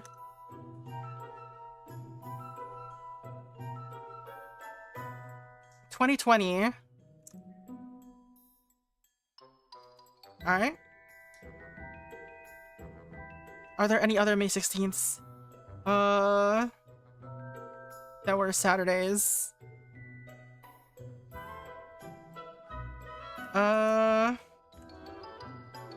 Date.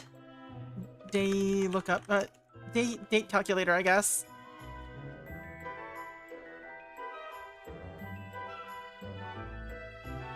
Oh, no, that's not what I want. What day was it? On this date? On this date. Day of the week calculator. There you go. That's the kind of stuff we need. I kind of want a reverse date calculator though. But whatever. So May 16. So 2020 was Saturday. We already know everything from before that. All right. It was also Saturday on 2015, but I don't think 2015 matters because, yeah. All right. So this is the only one that matters. May 2020.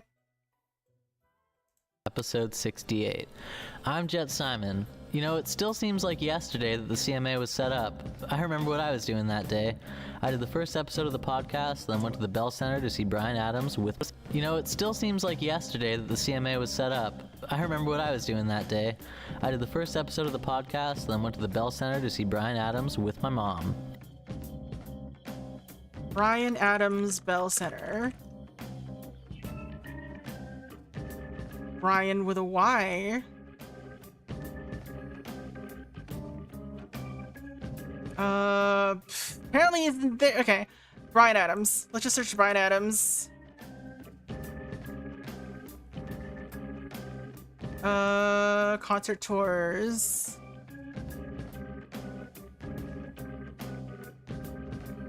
Shine a Light tour.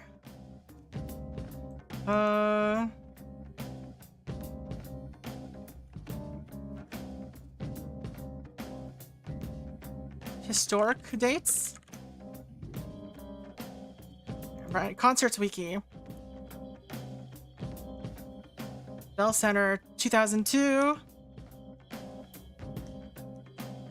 2019, January 2019.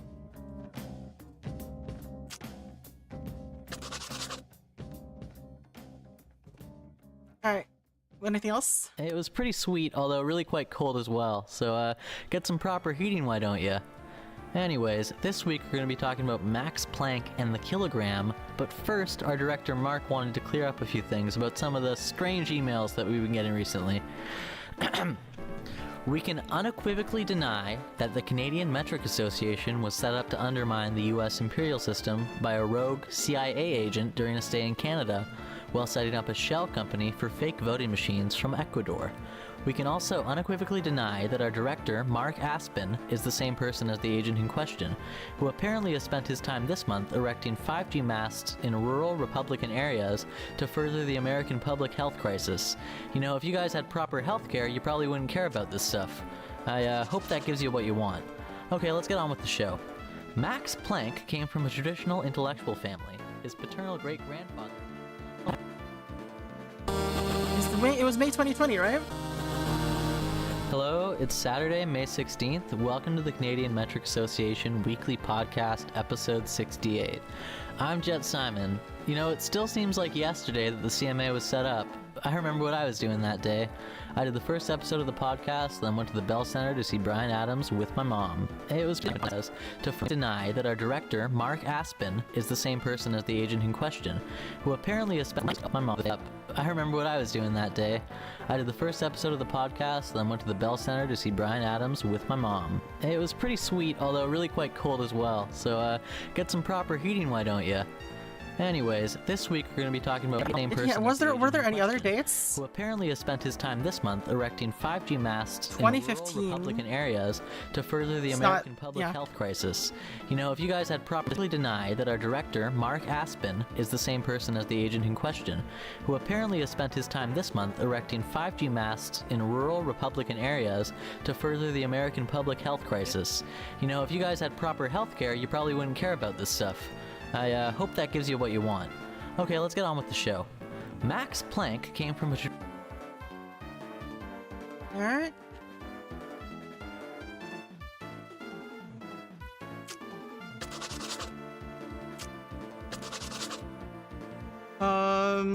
Something is wrong.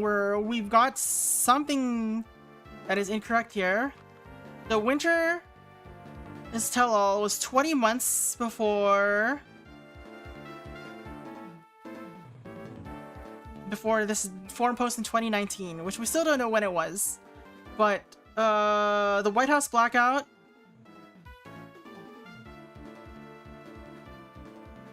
should have been... I mean, there's no other date for the tell-all to happen, unless this post happened in December.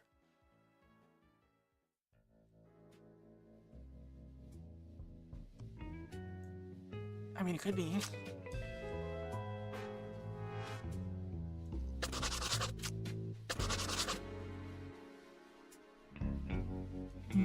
Bugging the limo in December? No, bugging the limo had to have happened during the blackout, which was in July, right?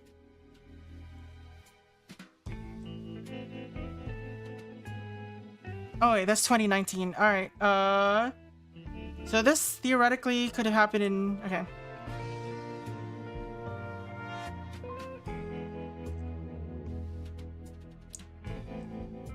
Date calculator.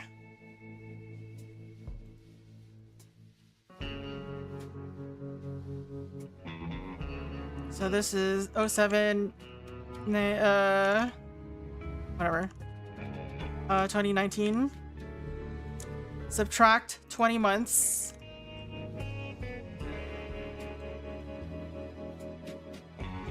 So November, it would have been November 2017. If this was...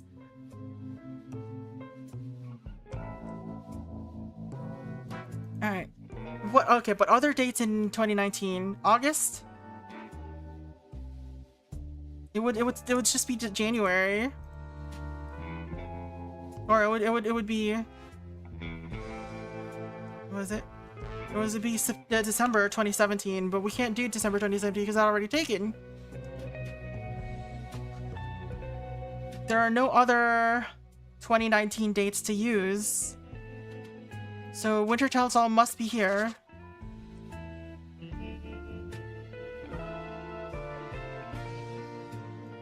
I mean, I guess it doesn't necessarily have to...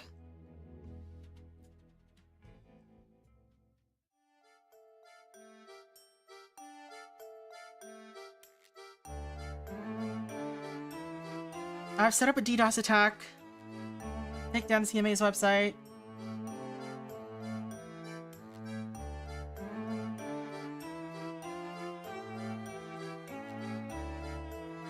My cousin knows someone at the WH repair shop. Says a couple of months ago he heard about 2 unknown Fed types snooping around on the site. Reckons they were definitely Aspen and Frederick. So this happened a couple of months ago. Alright, so this means that this is actually January. So a couple of months ago, they bugged the limo. That must have happened in July. A couple of months ago from July is, or like after July, a couple of months after July would have been September. September would have pushed that into... There we go.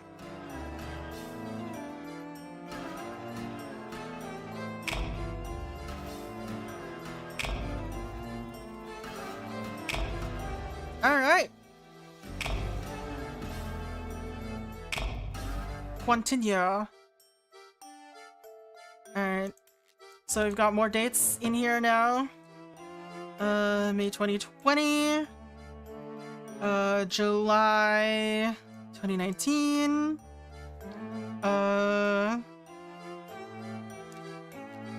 February or January 2018 is here. February 2018 is here. July 2018, December 2018, January 2019, and I think this. Alright. Let's see what else we've got. Excerpt of the Basket podcast. Tommy, Dan, and John. Tinny, ironic. 8-bit music plays. Well, welcome back to The Basket on nationally syndicated public radio. We are sponsored by Simple Green, award-winning organic fruits and vegetables delivered straight to your door. Simple Green. Live your truth, live fresh. How dare they have the date matrix be 4 across and the photos be 5 across? They're swapped. It's so that they can multiply together.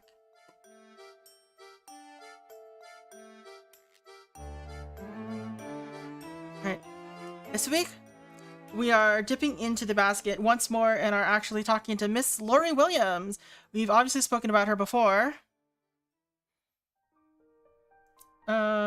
She's been pushing theories of collusion, rigging, poisoning very hard this year. The woman seems to have all the answers. We have her on the line. Lori, thanks for coming on the show. Thank you for having me, Tommy. Hi, Lori. I'd like to start, if I may. Paraphrase Umberto Eco, conspiracy theories offer a map to people trying to overcome deep personal frustrations. What would you say to that? Well, John, I think that by hearing the truth, people are more likely to feel like they have control, so I guess we agree on that. Lori, I don't mean to be misunderstood. What I mean is, do your, shall we say, theories present people with an easy explanation for complicated problems? I don't know about that, John. The thing is, look, Lori, we know it's crazy. We know it's crazy. You know it's crazy. Why do you do it? For the money? Because we know you make some. Now listen here. I have no interest in being part of some lib Ivy League dirtbag lynching. I know why this show is called The Basket. It's because you think we're all as deplorable as each other, don't you? You just want to have your Yale Law School fun with people you don't know anything about. Now I've heard about your show and the amount of bull that you spout. What is that? The sinister corporations, the wellness supplements, Russia. You know what you sound like? You sound like people who don't know their neighbors, don't know their towns, don't know themselves. So you put on a big performance for the other people like you by making fun of people like us. What do you say to that, Lori? Now, you may not like what I have to say, but that does not make it any less real. And come game day in November, you're gonna find out all about it. All right, game day is November.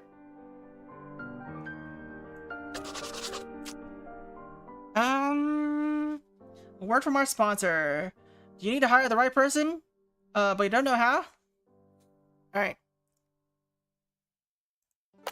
Good evening, everyone. I am Lori Williams, and today on America Explained, we are talking bodies. In particular, the bodies connected to a prominent political couple. Now, you guys know I can't name them at the moment for legal reasons, but we are working hard to end this charade and let the truth be heard. We have some exciting new developments that bring our couple in with the 4 agents.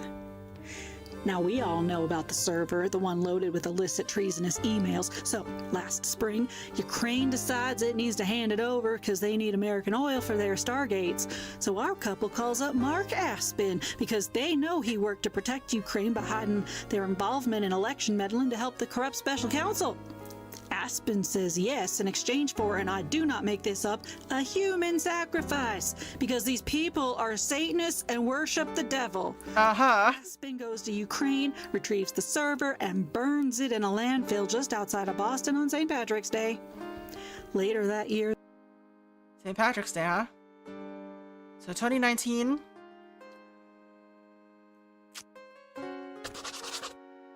The pervert is in jail when he decides he's gonna Welsh on everyone he's ever known, including the couple for whom he arranged things. Now, I wanted to say blood orgies here, but you know it's your call. So they go to Aspen again. Him and Frederick pose as jail guards, and when no one is watching, yeah, they make it look like a suicide. How do we know this? This document, given to us by our friend Cyclops, clearly shows that one of the guards on duty was called Aspen. So I mean, this thing just goes deeper and deeper. When I look at the world, I believe that we are all just weeks, days perhaps, from an entire military takeover. Oh god. Man, they were playing her up to be so reliable, and you hear her talk and it's just like... Good evening, everyone. I am Lori Williams, and today on America Explained, we are talking bodies. What is the El Commercio article? Bodies connected to a prominent political couple. Now, you guys know I can't name them at the moment for legal reasons, but we are working hard. Alright, well, we only have two other dates to look at, so we can just swap them around. So, 2017 and 2018.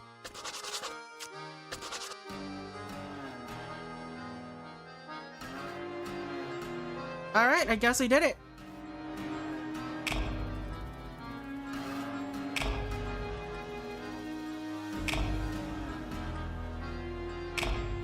Yay! Hi, John. It's been some time, and if anything, things have got considerably more strange. Katie Kraft, the president's lawyer, has yet to emerge from her dressing room, and a hastily assembled country band are warming up on the stage. I'm not quite sure what... 1 second, here she comes. Katie Kraft, stepping up to the podium. Ladies and gentlemen of the press, we have uncovered a vast deep state conspiracy that has not only corrupted our electoral system, but has given power over to Satanists, over to pedophiles, and over to socialists. Oh no! Now, I would love to tell you all about it. However, I've just got off a call with the president, and he feels that this young lady could do it better. So may I introduce Ms. Lori Williams. Hello, everyone. Are you ready for some truth? Oh god. This is called the Ballad of Mark Aspen. What? Gay frogs, deckies, Operation Ulysses. Man, I got a tale to say. What? What is happening? Trying to take all our freedoms away. Sell drugs. What is this? No, you think that might be all, but heaven knows there's more. You could have been a cowboy, could have had a gun, riding all over like a four-leaf clover, never hurting anyone. Could have been a preacher. I mean, it is about a conspiracy. But his highway to ruin was a holy communion of the Church of the CIA. I like how it has a visualizer here. Breaks, failed, paper trails, voted fraud to wholesale, found another CMA. Serve a gon' get one over on the congressman, turning everything to flames. Deflect, reflect is the worst to come yet, who knows, none can say. New mass questions asked, putting on a gas mask, and we know the ones to blame. You should have been a cowboy, should have had a gun. Riding all over like a four-leaf clover, never hurting anyone. Should have been I like how there's like an entire, been a saint. But it's I guess, podcast about the metric system. That's what the CMA stood for. It was metric. It's about the metric system. What the hell? Is this it? Is there more? Oh, I pressed space and then it started fading out. But I don't know if that was associated. Alright. We didn't even have a save file. We just did it in one sitting. Alright. So that's conspiracy. How do I leave? I can't leave! I'm stuck in the conspiracy! Alright. Alright, so there was that game. Let's try another one. They made a bunch of like little small games. So this one, Rivals or Riley and Rochelle. They're all like deduction type games. Now Conspiracy plays me. Let's try Rivals, I guess. It has a shorter name, so it's easier to type. Alright,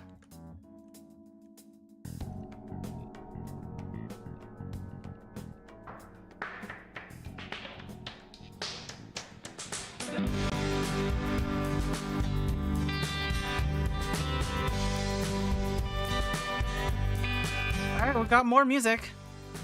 They like their music. Good afternoon and welcome Oh, to they have this again. Currents, the Twin Cities' only weekly alternative music show. I'm afraid we have some bad news to start the show with. Luke Jackson, once of legendary local band Pony Parade, was involved in an automobile accident on Tuesday down in Nashville. Hi, Josh. How are you? Yeah, hi, Lucy. Not so good, mate. Laurie and I just got back from Nashville to see Luke, and he's totally out of it. Doctors say it could go either way. Oh, I'm so sorry. Yeah, look, Luce, I've been thinking about this a bit. This book you've been writing on Luke and I really want you to finish it. I really do. I just don't think I can give you anymore. It's taken a bit too much out of me, and I hope you've got enough, and I hope you can, piece it together. And one more thing, Luce, please be fair on Luke. I know what people think of him, but I owe him everything. I hope people realize that it wasn't always like this. We were friends. Back in Australia. Okay, Josh. I understand.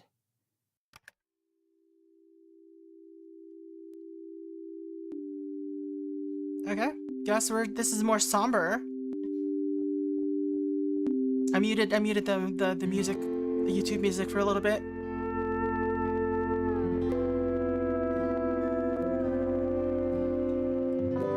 The skip button in the bottom left corner. You're like, do you want to skip the title?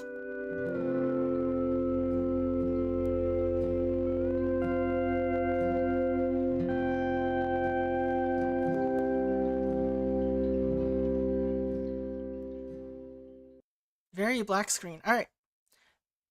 We do have other stuff to listen to again, as usual. So it's basically the same format, it seems like. Alright, chapter 1. Click to select a chapter. Dear Lord. Oh. First and only tour.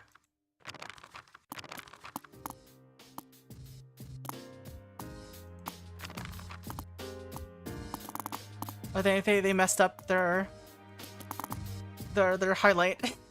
I cleared the section, the chapter, but it's still is showing the what I put in there. All right, so it looks like I don't know what we're doing. Some Splatoon music. All right, I think that's just their tracks.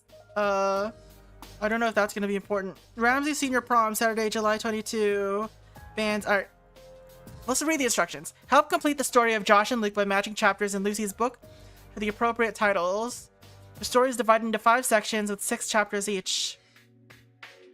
You can find the appropriate titles by reading text, listening to audio extracts, looking at images, and more. When you've found an answer, click on the chapter to select the title. The game will let you know when you have got 5 correct. Finally, the game date is accurate to the time to pick. Some clues may refer to real events or places. You may need to do some detective work outside the game. Again. Pony Parade, Mother Lover, Dead Worm, Saturday, July 2022, or July 22. Chapter 3, Girl in the Band, read by the author. My first big gig was as the drummer in Pony Parade. I knew Josh and Luke when we went to Ramsey together. They were both from out of town. Josh had moved up from Florida just before junior year with his mother. Luke had come over with his parents from Australia because his dad had a teaching job at the U of M. They both lived in Highland Park, but Josh lived on the nicer side of it, if you know what I mean. I was, by then, a real good drummer and loved rock music. I used to play live in a little country combo with my uncle. She's got a really strong vocal fry. All right, let's see. Let's wait on that for now. Need to parse what's going on there.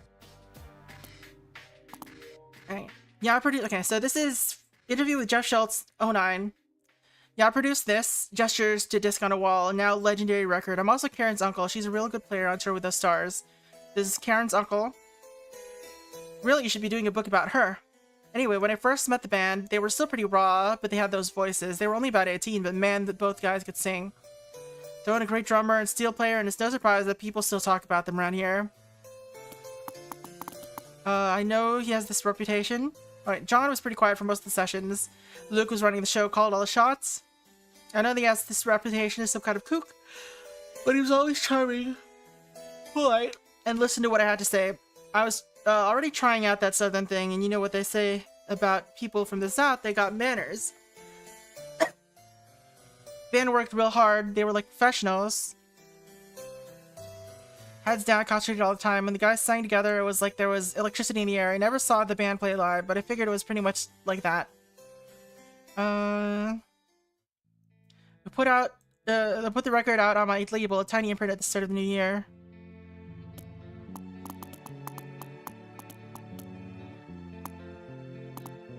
Are these related? Powderhorn is here like 3 times. Pony Parade. Utah Honey episode. Things were pretty slow until I put a call to my buddy Al down at KXXR. They started playing them regularly through the spring, then Rolling Stone came a knocking. You know, as much as it was a shame that happened to the band, look at all the music that came out of that. I like to think I played a small role in making it happen. Ethan Rice. Dear Lucy, thanks for reaching out. I actually live next door to Karen and see her when she is not touring with Bonnie Tyler. Happy to help. I was a friend of Luke and Josh in high school and after. When Utah Honey got that review in Rolling Stone, a few months after the record came out, saying they were the best young band in America.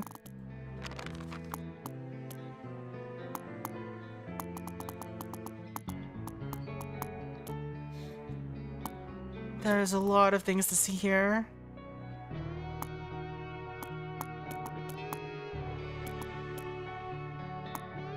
Josh and Lori celebrate the birth of their second child. Luke erupts on the radio after Powderhorn are praised.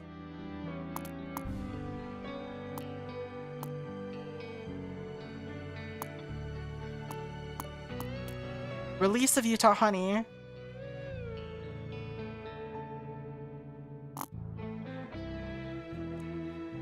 When did Utah Honey get released?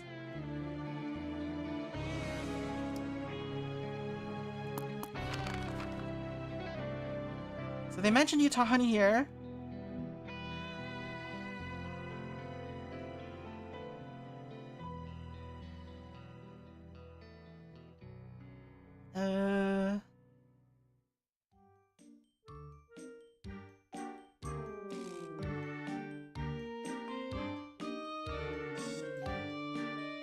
Put the record out on my label. A tiny imprint at the start of the new year. At the start of the new year. So July or January to 97?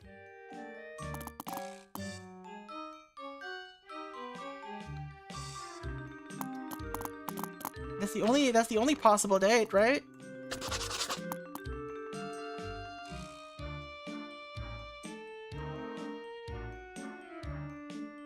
Utah Honey was their first one, pretty sure.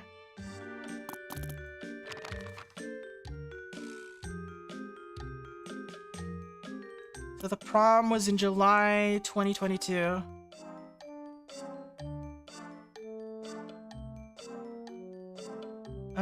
Luke got his head start and got into his head the band needed to start touring right away, like as soon as possible. They needed someone to organize the tour and asked me if, although I had no experience.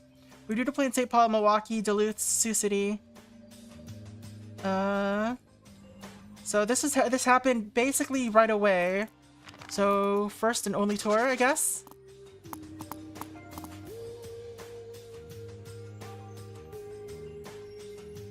Finally, things came to a head in Grand Marais, right on the Boundary Waters. Luke thought someone in the crowd was looking at Karen funny and leapt off the stage to tackle this guy. We had to leave our gear and run for the van. Like that almost famous movie.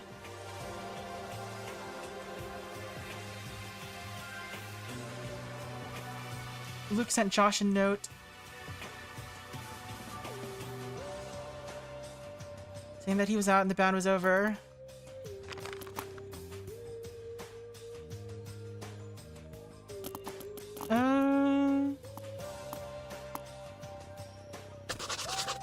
I guess that's what it was. Luke breaks up the band.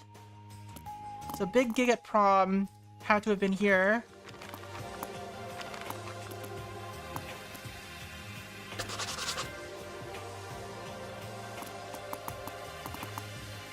So what happened in 95?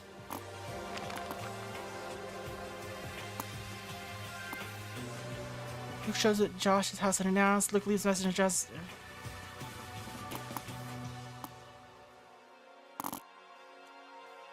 Luke, Josh, and Karen formed Pony Parade. I guess that must have been right here, right?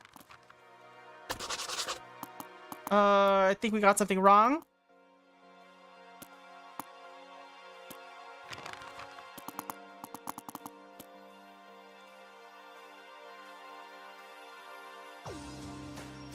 Or maybe this is You Take the High Road.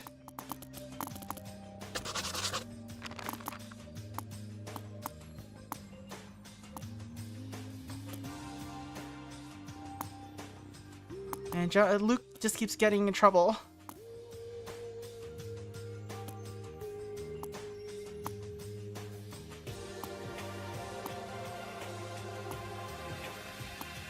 Oh, right up in Rolling Stone. Oh no, this is okay. This is right up in Rolling Stone.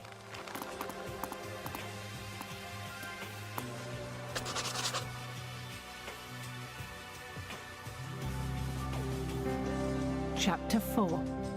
Unstoppable. Luke bounded into the practice room with the copy of Rolling Stone in hand. The magazine had just described Pony Parade as the most promising new band in America. The town was abuzz, and Luke had a wild look in his eyes. Alright, and this is the one that is their first and only tour. Alright, we got new stuff to look at. Luke is going to Nashville, March 2nd. Which March 2nd, though?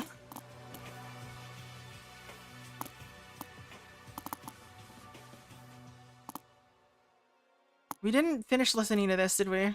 Chapter 3 together, and whether I wanted to form a band with them. I said absolutely. And that was how we formed Pony Parade. Later we got Eric on steel guitar, who was also real good.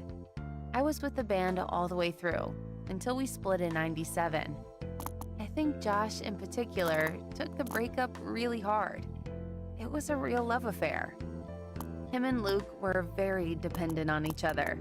But in the end, Luke thought of it as his band, and that he could break it up when he wanted.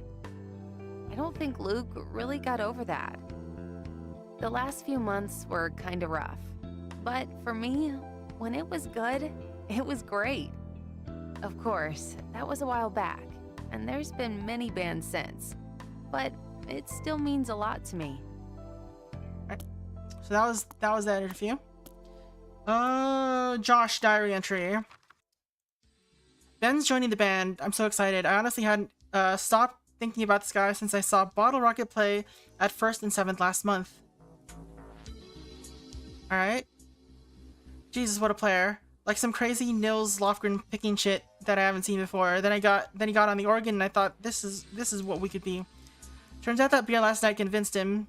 So he's moving his stuff to our practice space. It's been 2 months since Luke put out his record.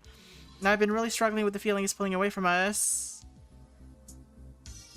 His new stuff is honestly incredible, kind of scary. I'm going to need some allies if we're going to war. I think I found my first one. Alright, so he's been having a little war against Luke, I guess. It's Saturday, 28th of June. I'm Lucy Bramley. Welcome to Glastonbury Festival 1998, live on London Radio. I'm in a muddy field, just off by the other stage, with Julian Dean of Top Loader. Jules, how are you doing? I'm very well, thanks. A lot of people are talking about Top Loader as the next big thing. Think you'll be up there next year? Oh yeah, definitely. We've just seen Luke Jackson come off stage. He had a big hit right at the start of the year with Losing Sleep. What did you think? Thought it was alright. Just alright? Anything else? Well, I think he probably owes Tom Waits a royalty check or two.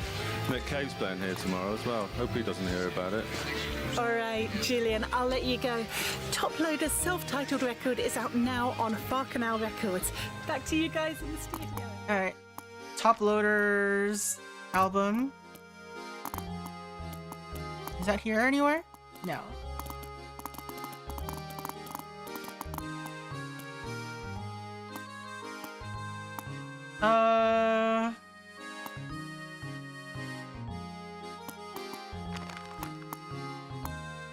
What did you say the name of the song was?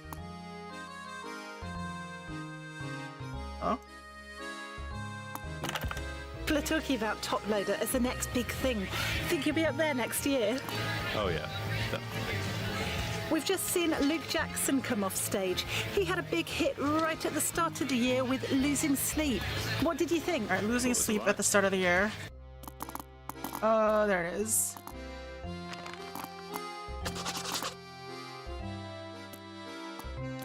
So this is Luke.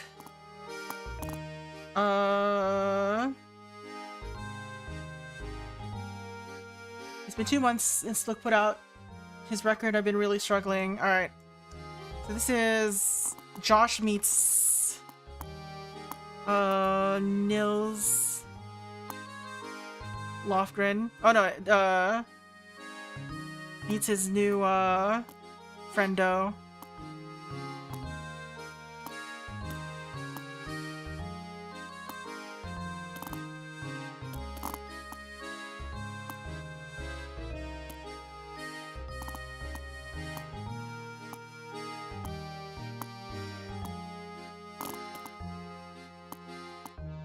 It doesn't look like there's anything related to that here.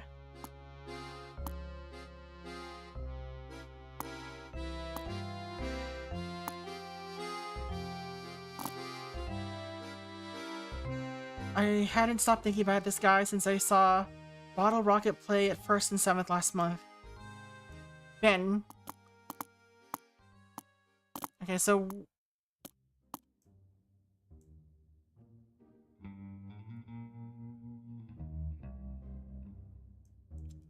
where does it say Ben joined the band? Oh, there we go. So March 2nd, then it has to be this one. So Luke goes to Nashville.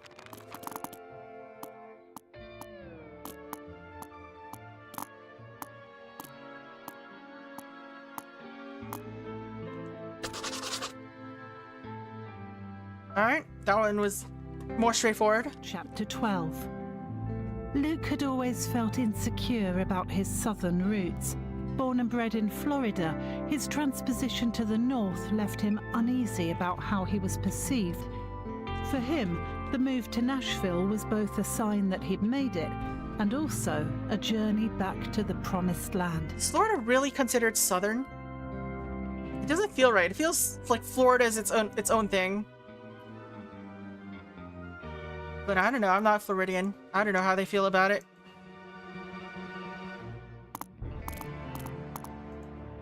Alright, guys, we have a problem with Luke. The recording is not moving anything at all since we released it this month. Or the record is not moving anything at all since we released it this month.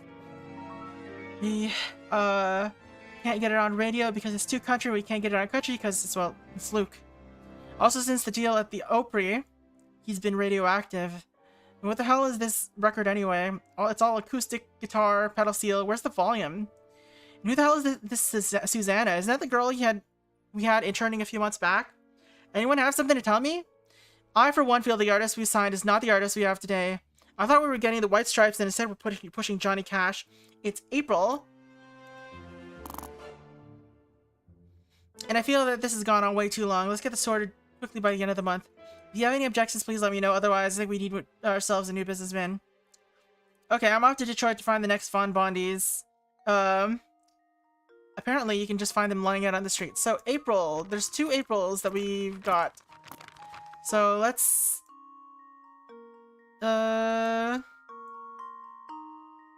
not worry about that just now. We don't have any new things here. We haven't listened to these. Sure. So, I'm also from London. I worked for a while at John Lewis and then got offered a role at Target Corporate in late '98. So I moved to Uptown in Minneapolis. I retrained in 2004 after our first baby, and now I'm a psychotherapist. 2004? I first met Josh a month before Christmas. First met Josh a month before With a woman Christmas. called Caroline, who I later found out dated Luke in high school. She wanted me to come along to her running club in Kenwood, and Josh was there. He's always had some anxiety, which he's tried to manage through various... She wanted me in 2004 London. I worked for a while at John Lewis and then got offered a role at Target Corporate in late '98. So I moved to Uptown in Minneapolis. I retrained in 2004 after our first baby, and now I'm a psychotherapist. I first met Josh a month before Christmas. I worked with a woman called Caroline, who I later found out dated Luke in high school. She wanted me to come along to her running club in Kenwood, and Josh was there. He's always had some anxiety, which he's tried to manage through various things, and at this point it was jogging. He'd released Chauncey in February. It just hadn't quite gone how he'd wanted. People didn't think he'd found his voice yet, and Luke's immediate success was quite troubling. Alright, so that does sound like this should be here, and Chauncey would have been this one.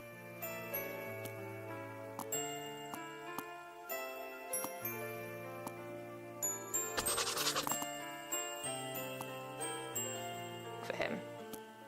I found him to be a really open, interested person. He talked a lot about Ben, but he also talked about Luke. He didn't seem angry, even though Luke had called him out in the press, but he did feel betrayed and seemed a little lost. I think our happiest time was around April 2001. The now famous Alfa Romeo was actually my mum's car. They thought the name was pronounced Alfa Romeo, like it was some NATO thing. I did tell them they'd got it wrong, but not before it had become the album title. You know, Luke and Josh have been through a lot, together and apart, but there's still a lot of love there. I just hope one day they can show it. Guys, eh? Alright. What was the record that Luke released that didn't sell? Sure. So, I'm all...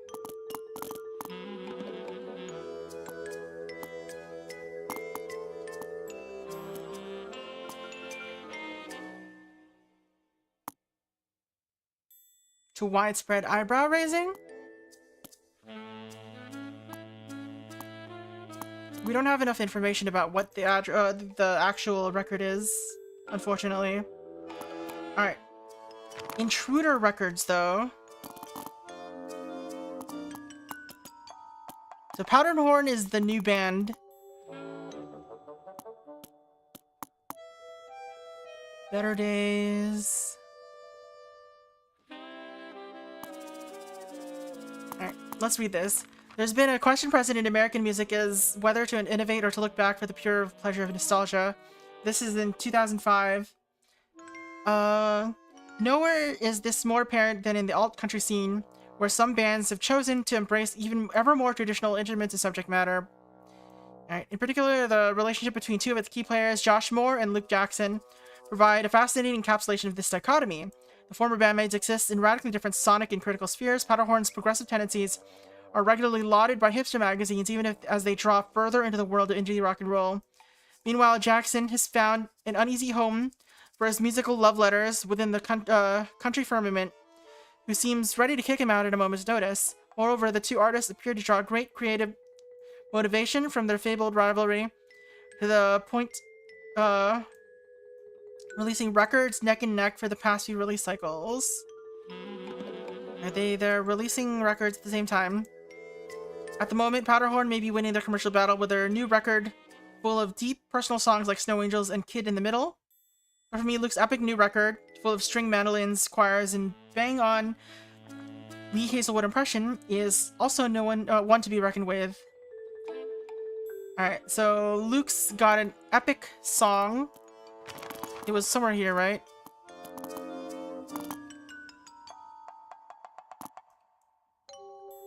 No one seems to know how this creative artillery battle is going to end up, but we shall take notice. Alright.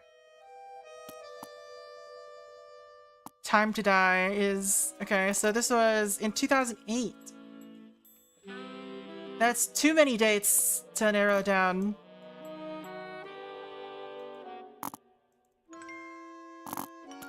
Oh no, that's 2005. It's still too many dates. 3 dates. January and February would have been when they released them, I guess, because they're releasing them neck and neck. But I don't know what deeply personal songs.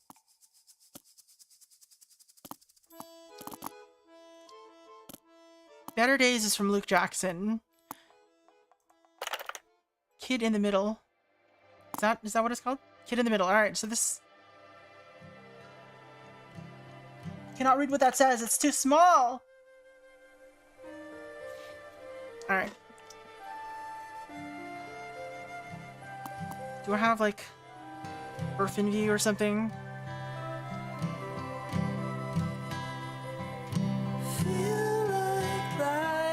I don't have it downloaded.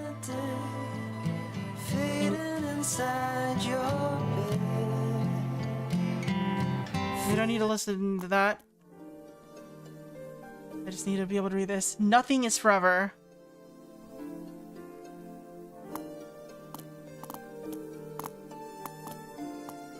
So these two released Nothing Forever and Epic. Alright, so it's some Time to Live and Time to Die. Okay, let's swap them.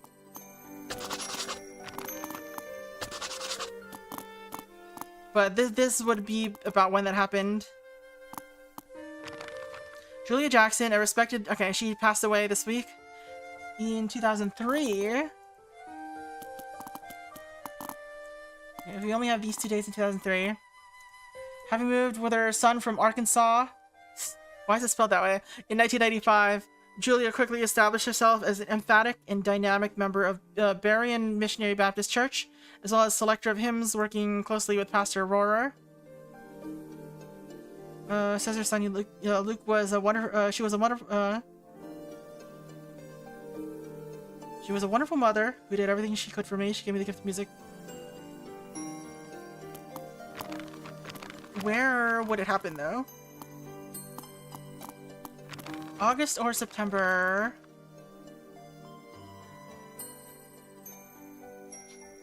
Passed away this week.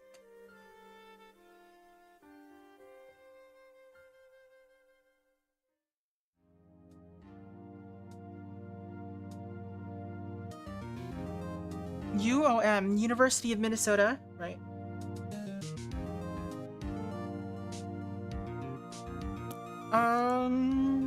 Now let's listen to this. Hello, everyone. As I'm sure many of you know by now, this evening our officers apprehended a white male in the parking lot of the Grand Ole Opry. I can confirm that said person was Luke Jackson, a musician who had been performing at the Opry. He is currently being held in custody, awaiting a court date in the morning. The Opry would like to make it clear that it does not condone these rock star shenanigans in any way and considers itself a family program with a zero tolerance policy. All right. We got that one. 13. Sheriff Jessica Hemby stepped up to the podium and quietly ended we got these right. career in country music. Of course, Luke had really done this for himself several hours earlier, when he had been arrested by 2 plainclothes security guards attempting to buy drugs outside the concert hall he had been playing just minutes beforehand. Alright, so these two are sure 100% complete now. This one is not right, apparently.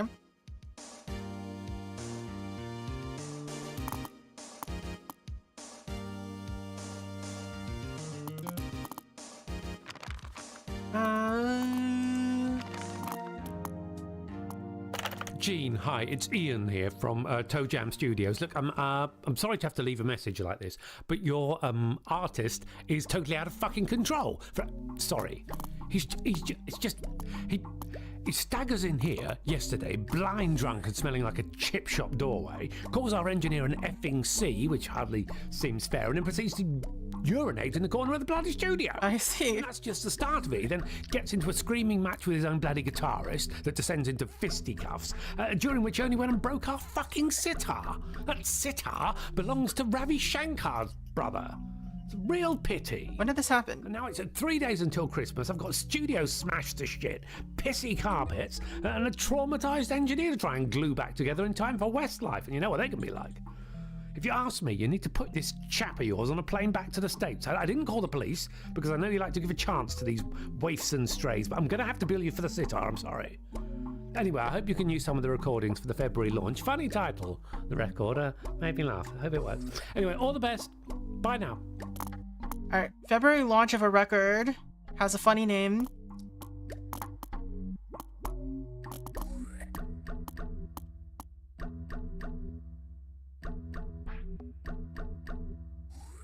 Is that the full name of the... Is that the name of the record? Isle Royale and the raking in of some hard-earned cash, or...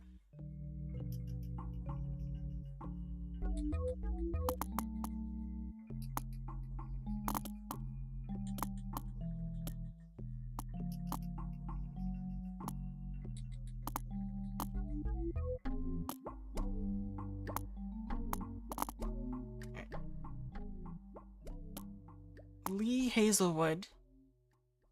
His name came up once before. I don't remember who, though. Or where.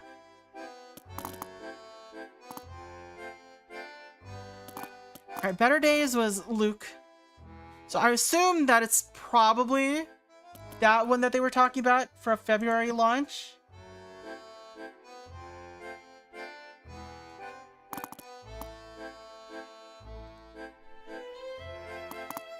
Gee, screaming glue back together in time for Westlife, and you know what they can be like. If you ask me, you need to put this chap of yours on a plane back to the States. I didn't call the police because I know you like to give a chance to these waifs and strays, but I'm going to have to bill you for the sitar, I'm sorry. Anyway, I hope you can use some of the recordings for the February launch. Funny title, the recorder. Made me laugh. I hope it works. Funny title. I mean, it's gotta have to do with Better Days, right? That's really the only one with a title that we've got. Alright. So Luke, you've been a guest on Nashville Talks a few times, and I've got something to ask. Yep, I'm listening.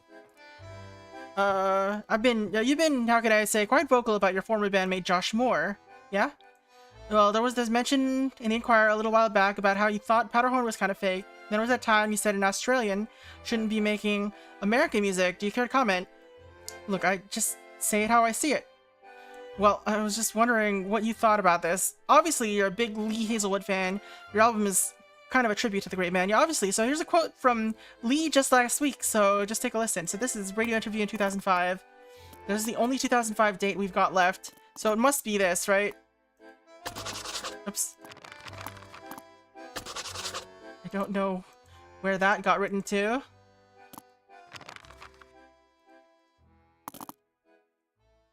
Alright. So my favorite band at the moment, to me, my favorite band at the moment is definitely Powderhorn. There ain't no point in copying me or anyone else. You've got to move on. What do you think of that? You said that? You did. Lee fucking Hazelwood said that? Luke, dear fucking Christ, I cannot. Josh, if you fucking hear me anywhere, anytime, man, let's put on the gloves or out in the parking lot. It's all over, man. Luke, just sit down. Alright, that's the radio interview. Powderhorn Forum Post, posted by Nothing Burger in 2008. Honestly, of the 4 PH records, my favorite are number 2 and number 4. Former is just glorious. Beautiful songs like Waylaid, Let It Go, Boredom. It's just like so freaking Radiohead 2002. Or so 2002. So 2002 record.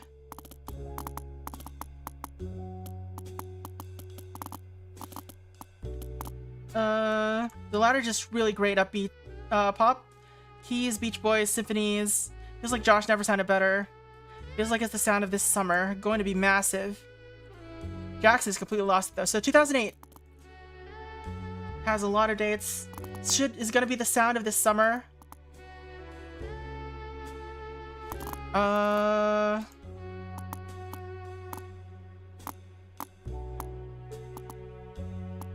already listened to Chansey. Come and go. The ages tumble. So this is a second time.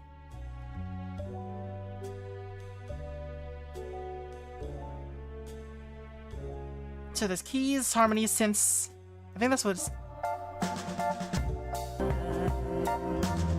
Always be mine. Yeah, I think that's Al Royale. So we're gonna put this... He says Song of the Summer, so...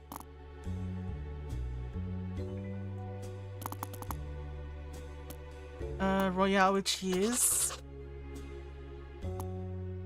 Label launch party, Bad Mole, special performance by Saturday, May 15th. Alright, we gotta look at May 15th on a Saturday. Again. Hello? Why can I not find my start menu? What is my start menu button? Was it you? Yes, it was. Saturday, May 15. They like the dates thing, they do. Months and Years having Saturday the 15th. Sure. Close. Can we have previous... can we have earlier days? Can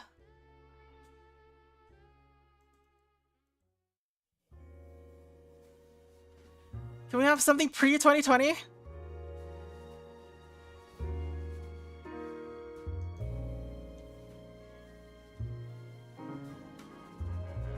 What's the best way to look up calendars? Like, do I have to look up freaking by year somehow?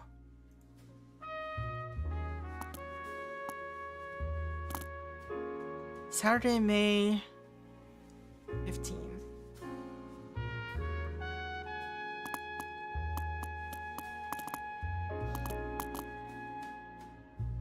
Do we have any Mays that matter? There's a bunch of Mays actually.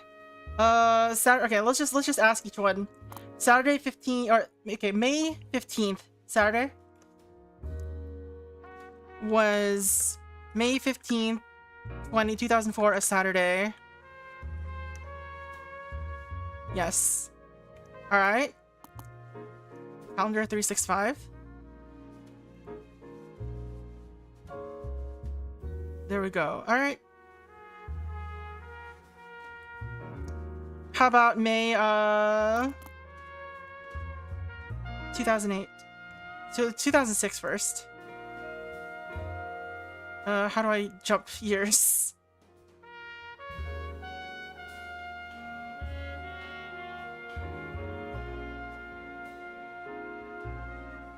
Uh, 2005, 2006. All right, May 15th was a Monday. 2008. May 15th was a Thursday. All right, so it has to be 2004. From the dates we have here. So that's band steps with their own label.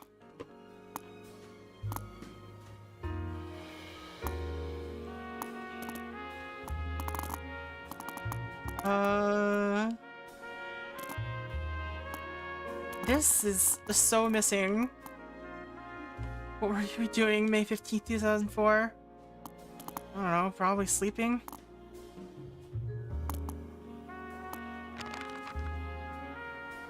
Alright. Songs like Waylaid. Let It Go, Boredom. Alright, which one of those? This is Let It Go. Okay. So this is 2002 in April then. Is Alfa Romeo.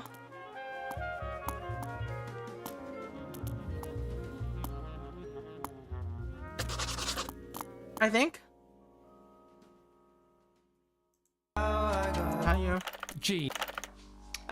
People didn't think he'd found his voice yet, and Luke's immediate success was quite troubling for him. I found him to be a really open, interested person. He talked a lot about Ben, but he also talked about Luke. He didn't seem angry, even though Luke had called him out in the press, but he did feel betrayed and seemed a little lost. I think our happiest time was around April 2001. The now famous Alfa Romeo was actually my mum's car. They thought the name was pronounced Alfa Romeo, like it was some NATO thing. I did tell them they'd got it wrong, but not before it had become the album title. You know, Luke and Josh have been through a lot, together and apart, but there's still a lot of love there. Just hope one day they can show it. Guys, eh?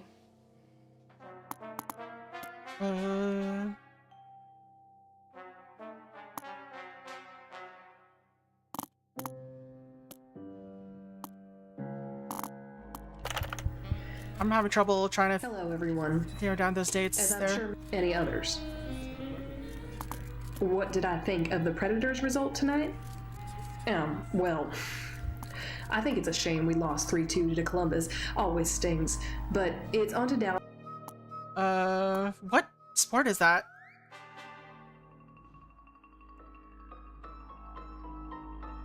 To Columbus. Always. What did I think of the Predators' result tonight? Well, I think it's a shame we lost 3-2 to Columbus. Alright, Nashville versus Columbus. 3-2.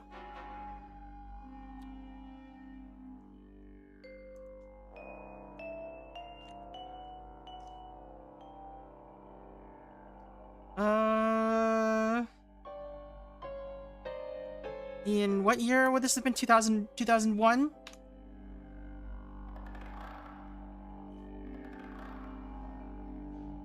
Alright. What day? It was February 2001.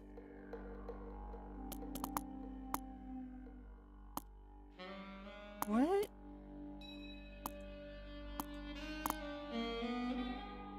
Oh no, that's what we got, yeah. So there was that was where that date. Always stings. But it's on to Dallas in a few days, and hopefully then we'll have a good chance against San Jose. What's that? Well, I guess you'll have to look that up on one of those search engines. Okay, that's enough.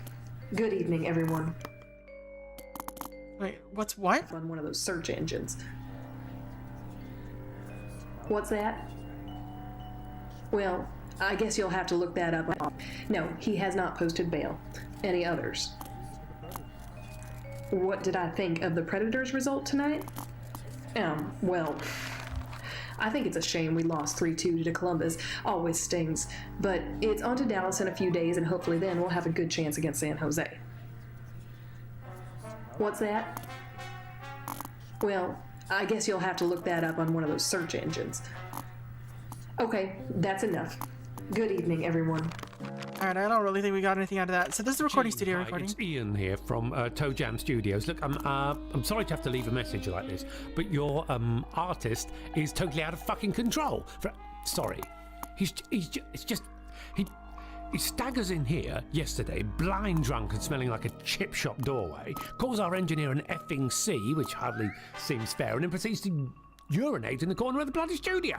And that's just the start of it. He then gets into a screaming match with his own bloody guitarist that descends into fisticuffs, during which he only went and broke our fucking sitar. That sitar belongs to Ravi Shankar's brother. It's a real pity.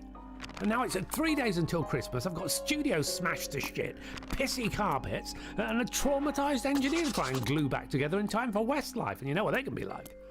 If you ask me, you need to put this chap of yours on a plane back to the States. I didn't call the police, because I know you like to give a chance to these waifs and strays, but I'm going to have to bill you for the sitar, I'm sorry. Anyway, I hope you can use some of the recordings for the February launch. Funny title, the record. Made me laugh. I hope it works. Anyway, all the best. Bye now. I don't know. This bug is very confusing. Alright,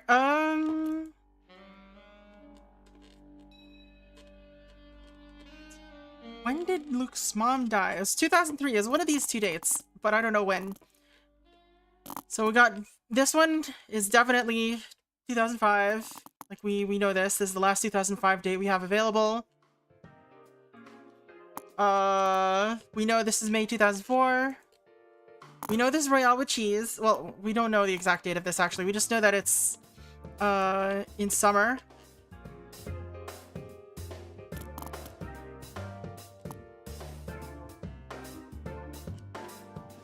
Records number 2 and number 4. So this is...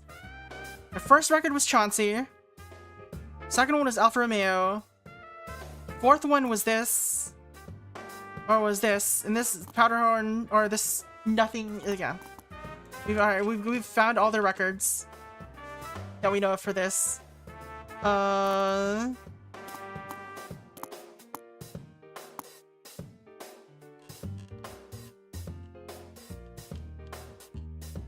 These have information. Is it possible that this would come up, or this has important stuff for us? Nothing's Forever represented a pivotal moment for Powderhorn as they went from a bit too country to be indie, to a bit too indie to be country. Suddenly offers were coming in from advertisers, promoters, and tribute to songwriters like Jimmy Webb and Lee Hazelwood. The album combined grandiloquent arrangements with contrast. Okay.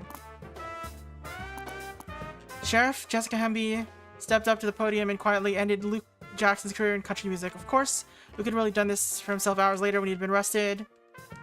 Attempting to buy drugs outside the concert, he had just been playing minutes beforehand.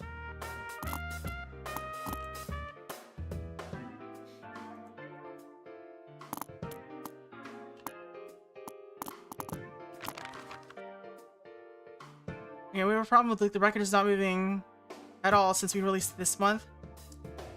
Also, since the deal at the Opry, he's been radioactive. I mean, what the hell is this record anyway? It's all acoustic guitar, pedal steel. Where's the volume? Who the hell is this Susanna? Alright, we gotta listen. Okay, Susanna.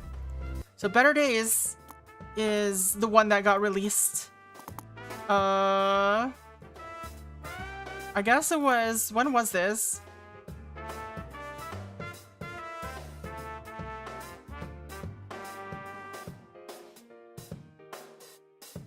It's April, and I feel this has gone on way too long. Alright.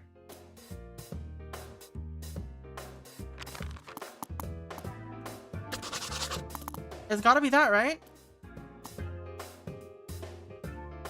Why didn't you get the drugs from the roadies?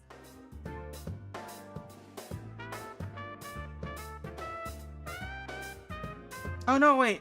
No. They must have released it here in March. Right? No, it was this month, but he said it's April now.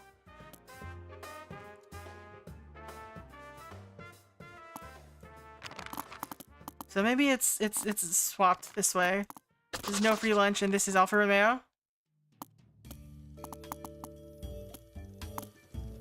There we go. That was what was going on. Chapter 15. Ever since OK Computer, American bands have attempted to make their own version.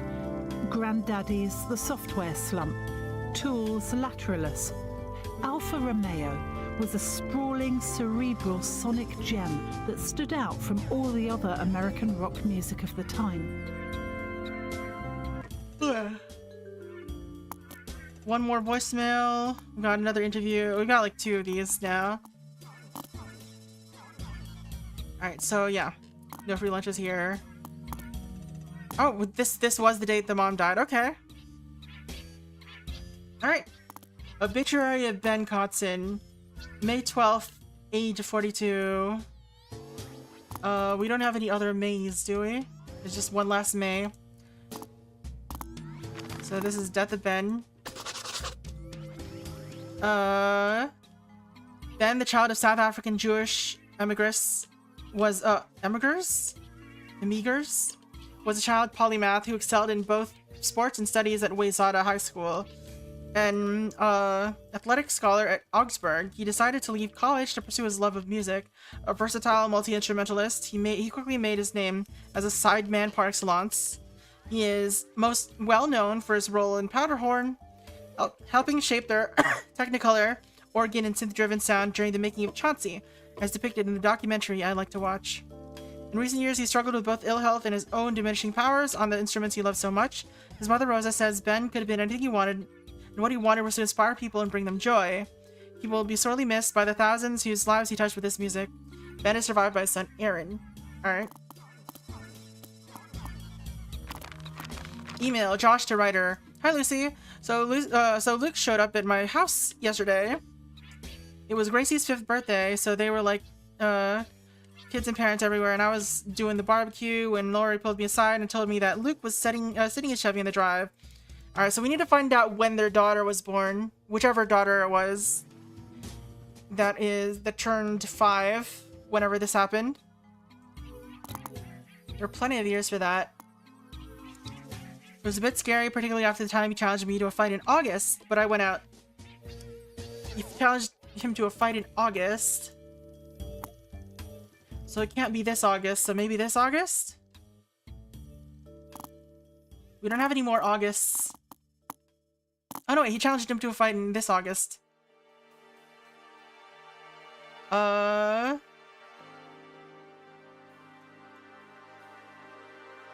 He challenged him to a fight in this here.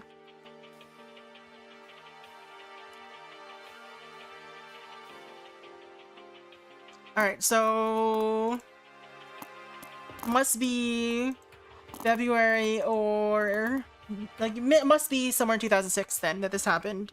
We can find out the birthday of one of their kids from this interview, I think. Sure. So I'm also from London. I worked for a while at John Lewis and then got offered a role at Target Corporate in late '98. So I moved to Uptown in Minneapolis. I retrained in 2004 after our first baby, and now I'm a psychotherapist. I first met Josh a month before Christmas. I worked with a woman called Caroline, who I later found out dated Luke in high school. She wanted me to come along to her running club in Kenwood, and Josh was there.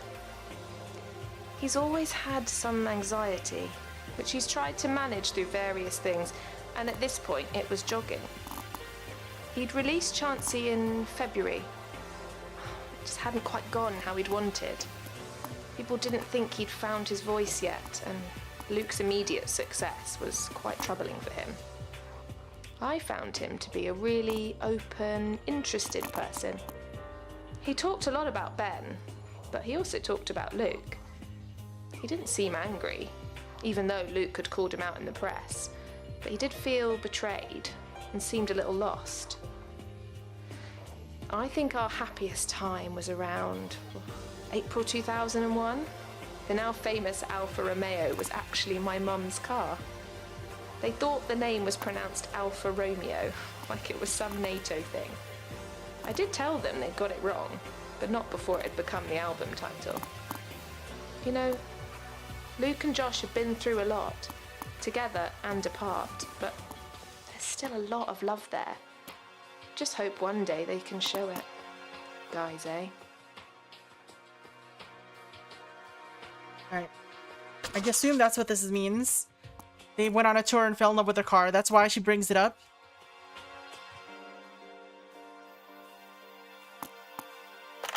Title. Voice yet, and Luke's immediate success was quite troubling for him. I found him to be a really open, interested person. He talked a lot about Ben, but he also talked about Luke. He didn't seem angry, even though Luke had called him out in the press, but he did feel betrayed and seemed a little lost.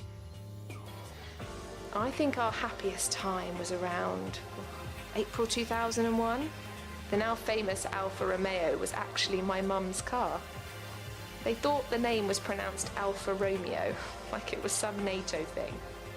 I did tell them they'd got it wrong, but not before it had become the album title. You know, Luke and Josh have been through a lot, together and apart, but there's still a lot of love there. Just hope one day they can show it. It does sound like that's why she brings it up. He also mentioned that their child was born in 2004. So I moved to Uptown in Minneapolis. I retrained in 2004 after our first baby, and now I'm a psychotherapist. Oh, well, I mean, the baby had to have been born before 2004, basically. I worked with a woman called Caroline, who I later found out dated Luke in high school. She wanted me to come along to her running club newsletter. This month we are happy to say that Kenilworth Trail is opening this week, August 19th. We'll be back on our 15-mile circuit around Cedar Lake from next Saturday. Alright. Finally, massive congratulations to Josh, who celebrated his second child last week. We hope Lori will be joining us again soon. Alright. August 19th. Kenilworth Trail.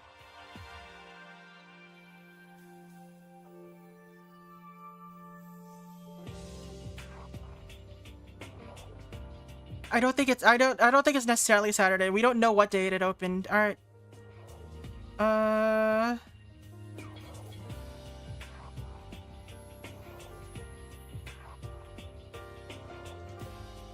Reopens August 19.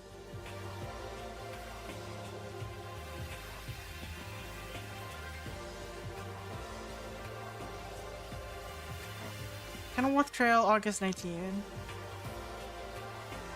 Anything that'll... Kenilworth Trail history?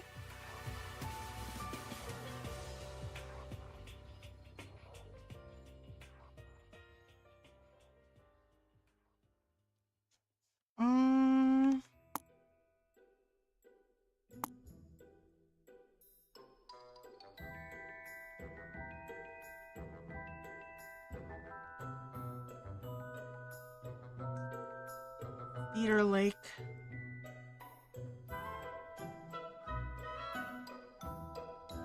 Alright. So the week before, okay. Their second child was born in August then. But we have multiple Augusts. August is like really common here. Where, Wikipedia, do you have no information about this?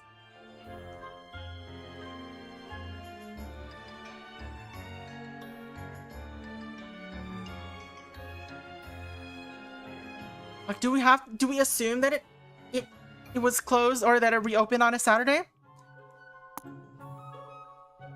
It's opening this week, so we'll be back on our 15-mile circuit around Cedar Lake from next Saturday. I don't think that's what that means. I think it just says that they run on Saturday and that it's open again this week.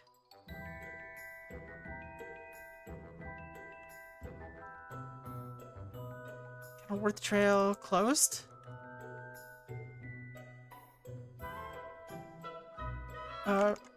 opened August.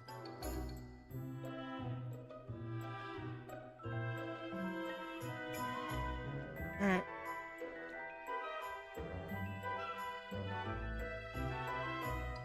Closure history. It doesn't really say why it was closed.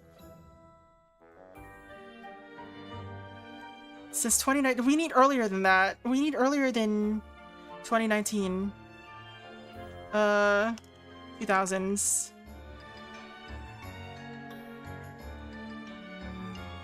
That's not it.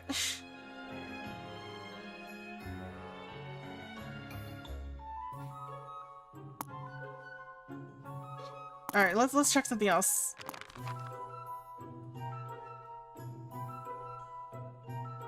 He sunk his head down to under the wheel for like 5. Okay. So this August is this one where he got challenged to a fight.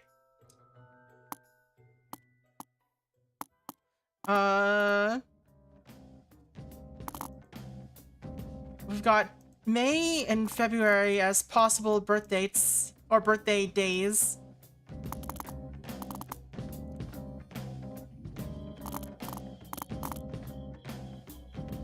Because otherwise it would be too late for him to be talking about the August fight thing. Unless there's a different challenge to a fight.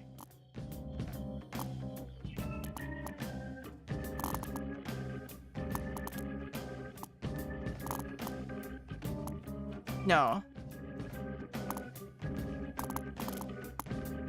So this is the fight he's talking about. Gracie's 5th birthday party. So, February or May birthday.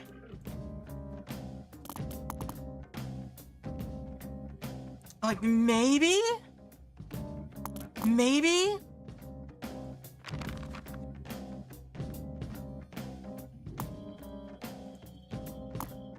Maybe this is what they're talking about with their first child?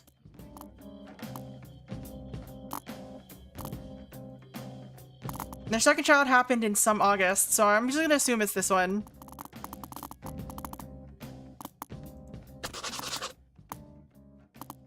Because it's been 2 years. They're gonna have a child like in 2008. Maybe, but...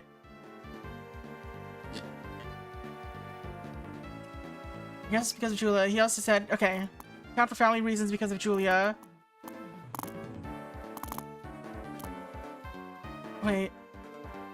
Julia died in 2003.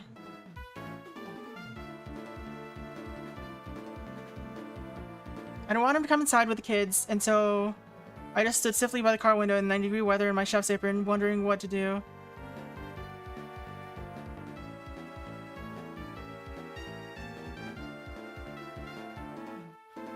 I don't know, this seems like it... Ugh.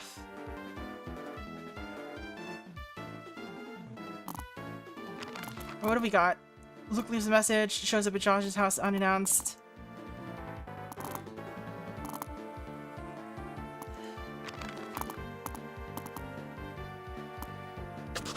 Like, I don't know.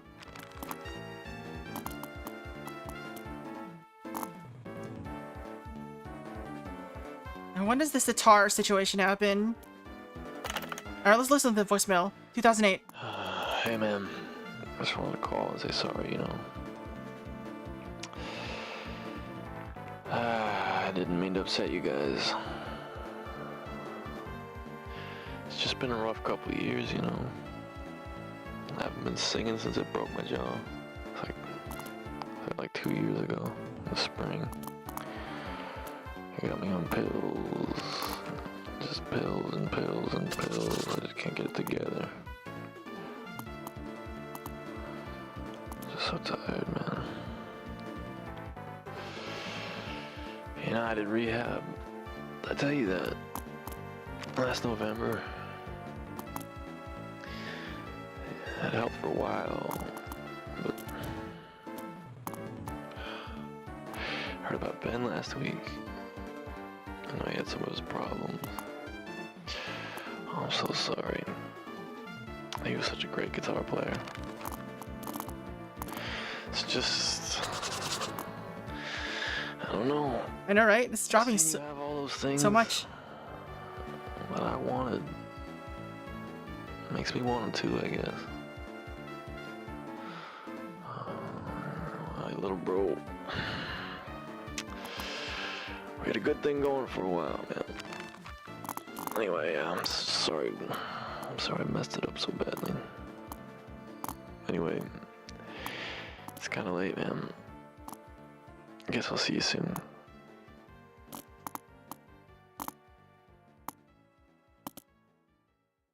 All right, let's see.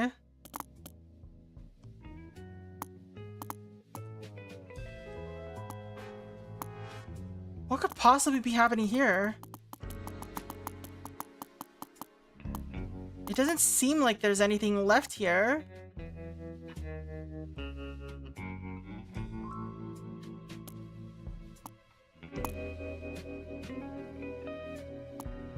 Unless he shows up.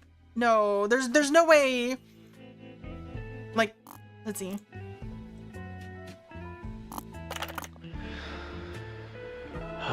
Hey man, I just wanted to call and say sorry, you know. I didn't mean to upset you guys. It's just been a rough couple of years, you know. When did he challenge him to the fight? It has to have been this August, right? So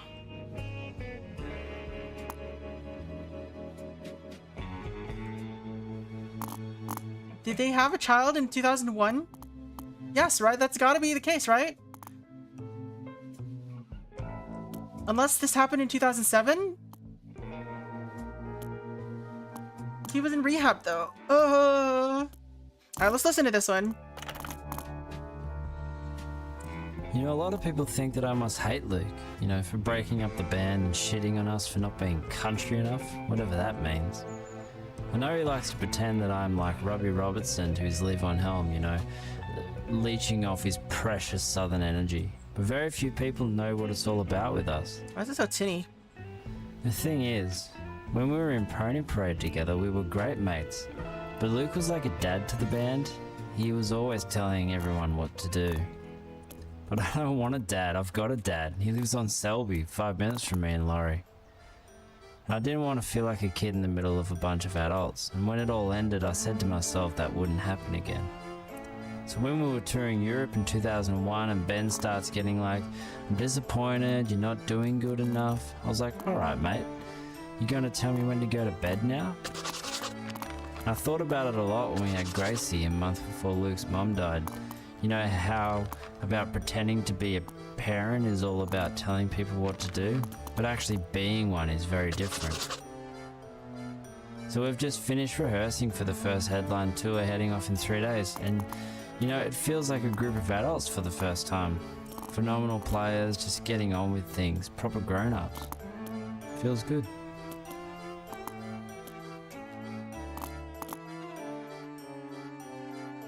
Alright, so he shows up here then. So he showed up in August. Chapter 20. Those two gave us a lot. The first time that I was really, really worried for Luke, says Laurie. I didn't see it, but apparently he was in a really bad way. Josh looked very disturbed by the encounter. He kept saying, I don't know what's going on for Luke. We both knew something quite serious was up. Alright.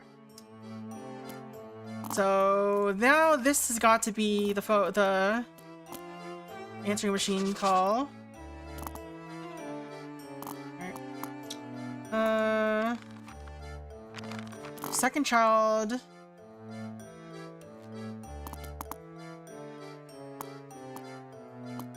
Did we figure out where their second child was born? No, not yet. He was born in some August.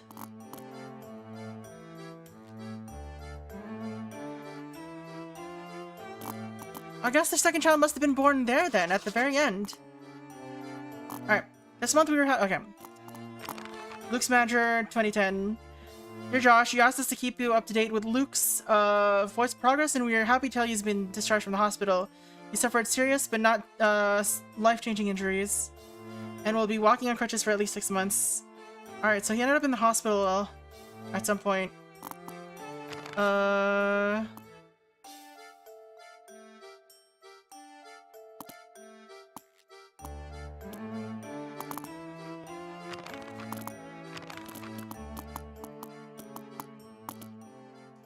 So this is our fucking sitar.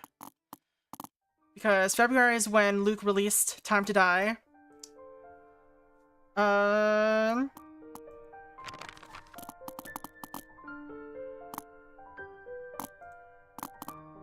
Royale with Cheese had to have been released in 2008? And so this leaves the last thing being Rocking the Free World. Chapter 24. There was only 4 this time. Horn's first online tour brought them a new audience. Oh. As well as a What happened? Why is it looping? It was kind of funny having a little kid running around all these deserts. Or like, why is that on delay? 6 months later. Oh, we finished the game at least.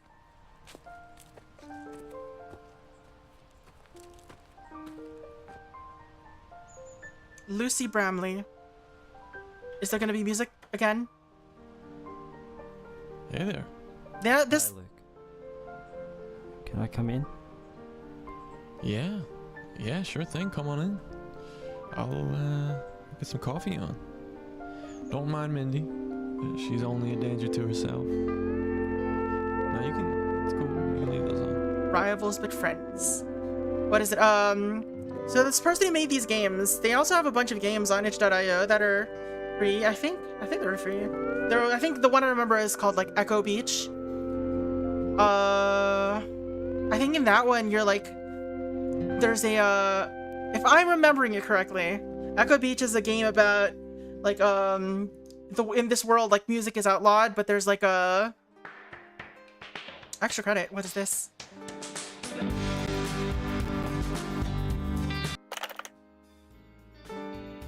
Oh no.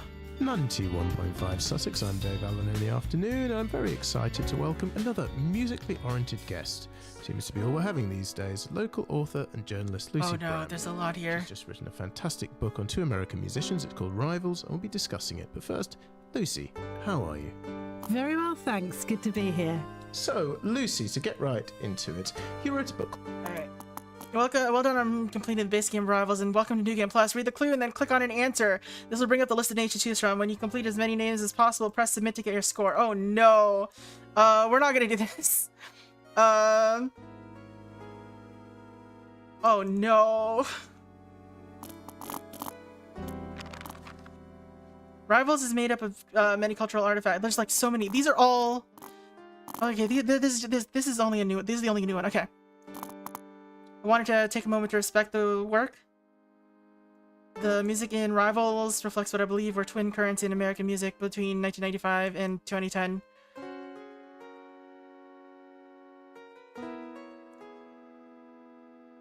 So here are the bands that informed them. Alright. So yeah, they had a game. So in the game, like music was outlawed, and you're supposed to figure out. You basically sort of infiltrated, like an underground music scene, and you're supposed to figure out who's like. I think this was Echo Beach. Maybe I'm remembering the wrong game. But you were supposed to figure out who was like figure out who the people were in the.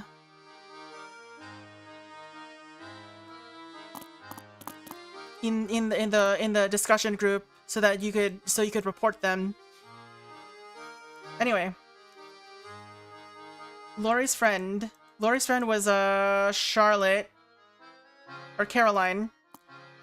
Church minister. Church minister was easy to find. That was in the obituary. Wayzata High School. Alumnus of Wayzata. That was Ben.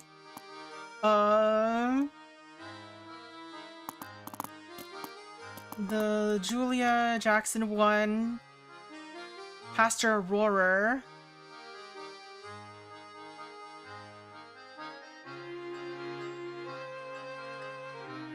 Yeah. Rohrer. Nils Lofgren came up at some point here.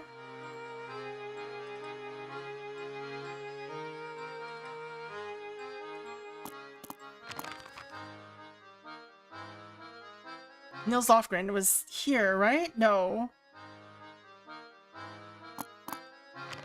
There you go. Jesus, what a player. Like some crazy Nils Lofgren picking shit.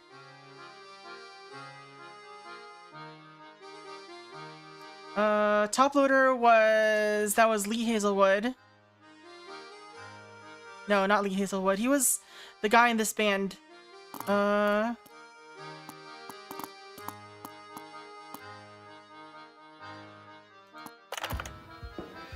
It's Saturday, 28th of June. I'm Lucy Bramley. Welcome to Glastonbury Festival 1998, live on London Radio. I'm in a muddy field just off by the other stage with Julian Dean of Top Loader. Jules, Julian how Dean. are you doing? All right. Very well, thanks. Karen's meal ticket. Chapter 3, Girl in the Band, read by the author. My first big gig was as the drummer in Pony Parade. I knew Josh and Luke when we went to Ramsey together. They were both from out of town. Josh had moved up from Florida just before junior year with his mother. Luke had come over with his parents from Australia because his dad had a teaching job at the U of M. They both lived in Highland Park, but Josh lived on the nicer side of it, if you know what I mean. I was, by then, a real good drummer and loved rock music. I used to play live in a little country combo with my uncle, which the guys would come see and geek out over the guitar player. It must have been March of '95. We were all cutting class together down at the river when Luke mentioned he and Josh had been writing songs together and whether I wanted to form a band with them. I said absolutely. And that was how we formed Pony Parade. Later, we got Eric on steel guitar, who was also real good. I was with the band all the way through, until we split in '97. I think Josh, in particular, took the breakup really hard. It was a real love affair. Him and Luke were very dependent on each other. But in the end, Luke thought of it as his band, and that he could break it up when he wanted. I don't think Luke really got over that. The last few months were kinda rough. But for me, when it was good, it was great. Of course, that was a while back, and there's been many bands since. But it still means a lot to me. She didn't bring it up at all. Alright, Nashville Predators vs. Columbus 2001.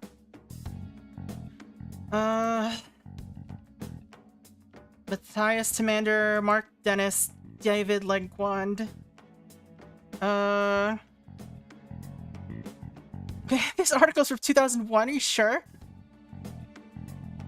Alright, first period, who scored? Wait, what? Oh, this is okay.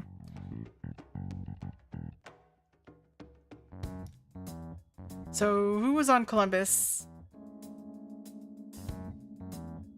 Okay, so it's Jeff Sanderson was the only one scoring. Ben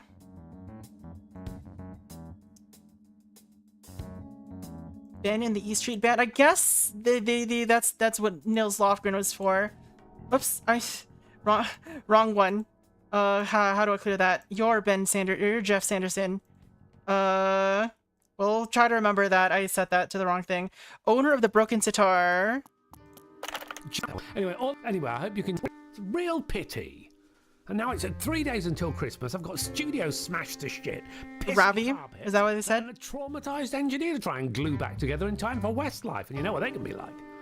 If you ask me, you need to put this chap of yours on a plane back to the States. I didn't call the police because I know you like to give a chance to these waifs and strays, but I'm going to have to bill you for the sitar, I'm sorry. Anyway, I hope you can use some of the effing C, which hardly seems fair, and then proceeds to urinate in the corner of the bloody studio.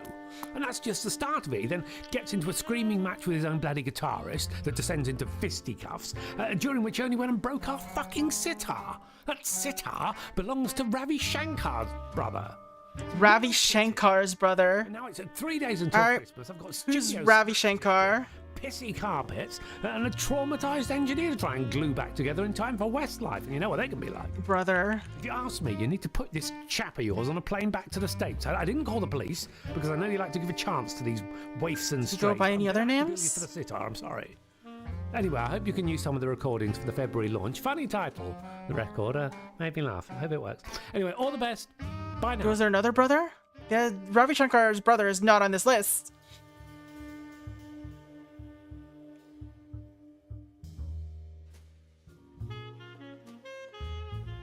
Yeah, he's got multiple brothers. The only one of note is apparently Uday Shankar. Uday Shankar.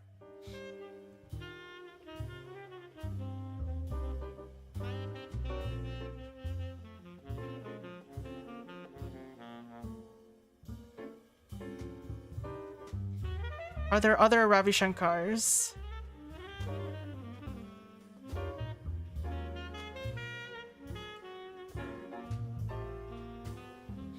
There's a lot of the...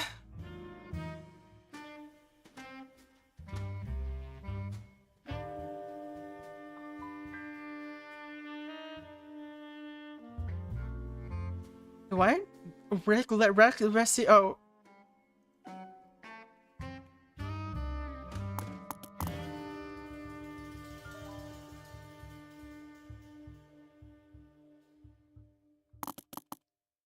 Alright, who's... Oops. Sure. Gene, hi, it's Ian here from Toe Jam Studio. Alright, I guess technically he's the owner of the sitar now. Ian. Head of Intruder Record. Wait. Oh, this is Toe Jam.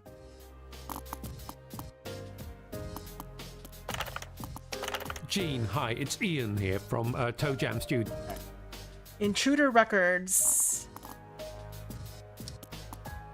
It was over here. Rob Halford. Owed a royalty check.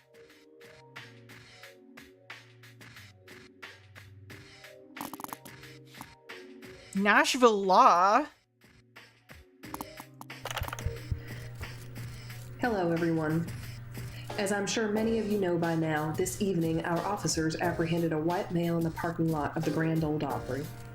I can confirm that said person was Luke Jackson, a musician who had been performing at the Opry. He is currently being held in custody, awaiting a court date in the morning. The Opry would like to make it clear that it does not condone these rock star shenanigans in any way and considers itself a family program with a zero-tolerance policy towards Did she ever say her name? Any kind. Any questions? No, he has not posted bail. Any others? What did I think of the Predators' result tonight? Well, I think it's a shame we lost 3-2 to Columbus. Always stings. But it's on to Dallas in a few days, and hopefully then we'll have a good chance against San Jose. What's that? Well, I guess you'll have to look that up on one of those search engines. Okay, that's enough. Good evening, everyone. Like, I think owed a royalty check is probably Bonnie Tyler. Because there's not really any other... I mean, maybe. So that would be Nashville Law's Jessica Hamby. Steals for the Powderhorns.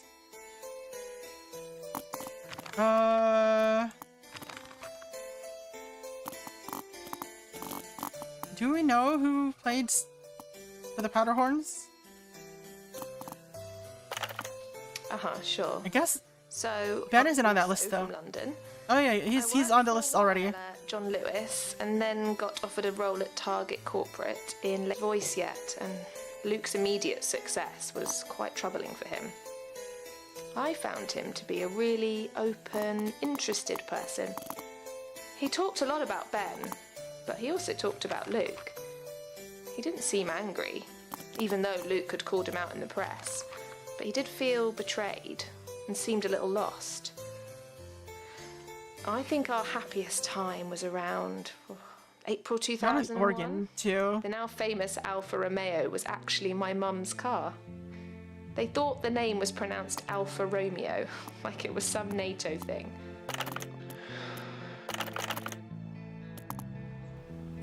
You know, a lot of people think that I must hate Luke, you know, for breaking up the band and shitting on us for not being country enough, whatever that means.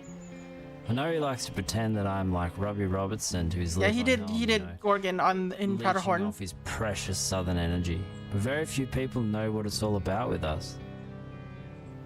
The thing is, when we were in Pony Parade together, we were great mates, but Luke was like a dad to the band. He was always telling everyone what to do. But I don't want a dad, I've got a dad. He lives on Selby, 5 minutes from me and Laurie. I didn't want to feel like a kid in the middle of a bunch of adults, and when it all ended, I said to myself that wouldn't happen again. So when we were touring Europe in 2001 and Ben starts getting like, I'm disappointed, you're not doing good enough, I was like, alright mate, you gonna tell me when to go to bed now? And I thought about it a lot when we had Gracie a month before Luke's mum died. You know how about pretending to be a parent is all about telling people what to do, but actually being one is very different. So we've just finished rehearsing for the first headline tour heading off in 3 days, and you know, it feels like a group of adults for the first time. Phenomenal players, just getting on with things, proper grown-ups. Feels good.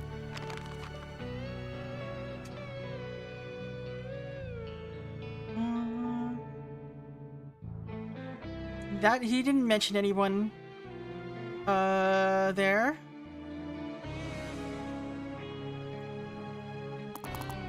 Maybe Luke says something? Hey man, I just wanted to call and say sorry, you know. I didn't mean to upset you guys. It's just been a rough couple of years, you know. I haven't been singing since it broke my jaw. Like 2 years ago, in the spring. He got me on pills.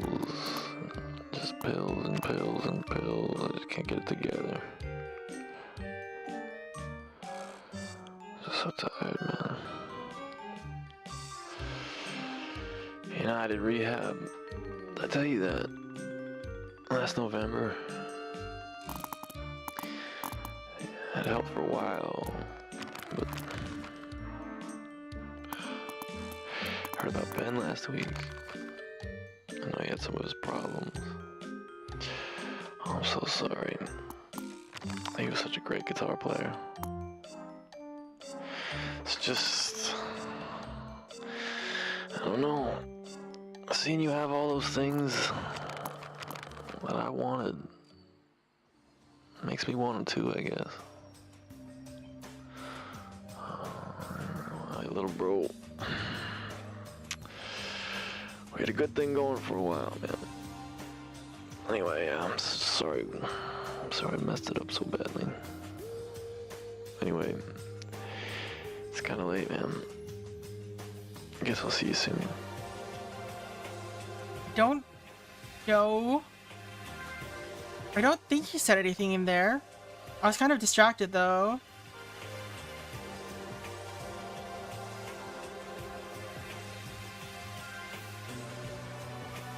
Who is owed royalty? I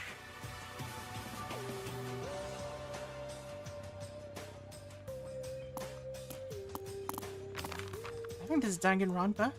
This song.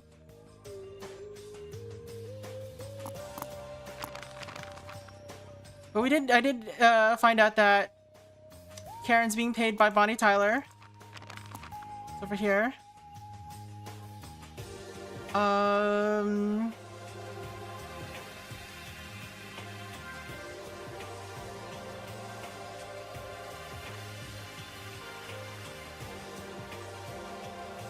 Alright. I was a friend of Luke and Josh. Email from Ethan. Who are you, Ethan Rice? Ethan Rice is here, by the way. Never managing again. That's him.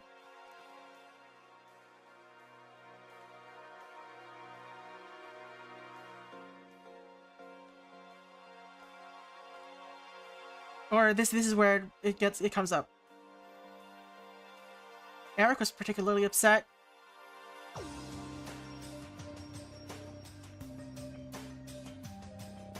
No?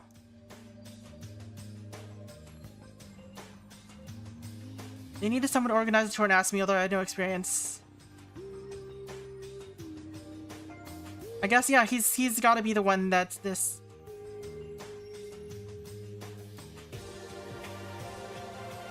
Alright, never managing again. You are Ethan Rice.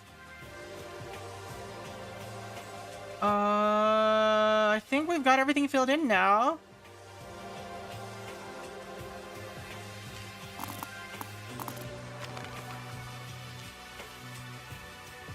E Street Band. What is the E Street Band? What does that mean? I think we just get a score if we submit. So I think we should just take one quick look. Ian Smith, owner of Sitar, member of Toploader, Julian Dean. These are clear. This is clear. This one is kind of iffy, but you know, Jeff Sanderson's clear. Lori's friend is clear. This is clear. This is clear. This is clear. This is process of elimination. This is Neil. This is process of elimination. And yeah, okay, so we'll submit. Let's just submit.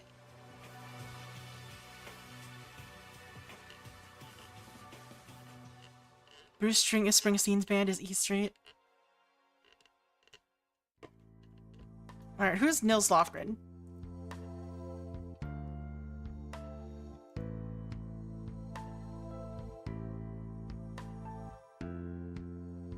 Yeah, alright, there you go. That makes sense then. Alright. I think this is about as correct as it's gonna get. Eric was not the steals for Powderhorn though. He was for Pony Parade, right?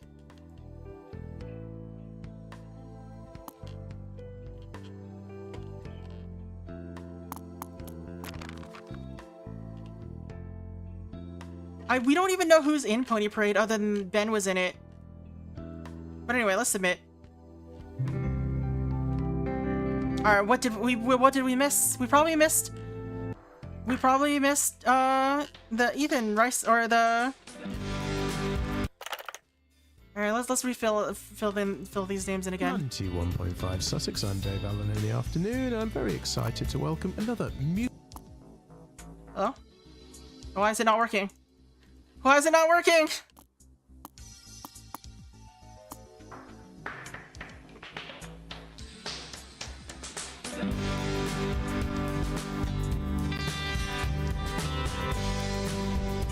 I mean, yeah, they shouldn't tell you what was wrong, so you can do it again if you feel like it. 91. Alright, it's just broken now. We broke the game. Let's relaunch. Alright, but yeah, that was fun. We did the little extra credit. This one had extra credit. Why didn't the conspiracy one have extra credit?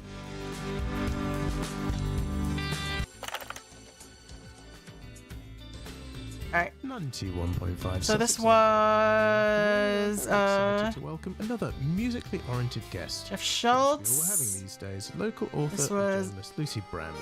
Ethan Rice. Book on two American musicians. It's called This Rivals. was. Lucy. Let's see how well I remember this. Neil Bentwood. Nashville Law was Jessica Hemby. To get right Owned Rivals about the musicians owed a Luke royalty Jackson check. and Josh Moore, and there's sometimes difficult relations. Is that the one we didn't? How did you come to this project? So Like this one was we just kind of guessed it was Tom Waits because there was no one else. Head of Intruder Records. Wait. But originally, This was I Rob. a music journalist. Church Minister was Lucas Rohrer. When I was Laurie's friend was Carolyn. The first Owner thing of a I broken thought was, sitar is wow, Ian. This guy is something different. Member of Top Loader was Julian. Shoulder-length black hair. Karen's meal ticket is Bonnie Tyler. Dark brooding quality, totally different from the Alumnus other of bands, though. Wayzata You really was sensed Ben. there was a story. Ben in the E Street Band is Nils Lofgren. Score in the Columbus game was Jeff Sanderson. That was Luke's band with Josh, wasn't it? Yes. Alright, so our only options are owed a royalty check. Maybe Eric was owed a royalty check. And Tom Waits was the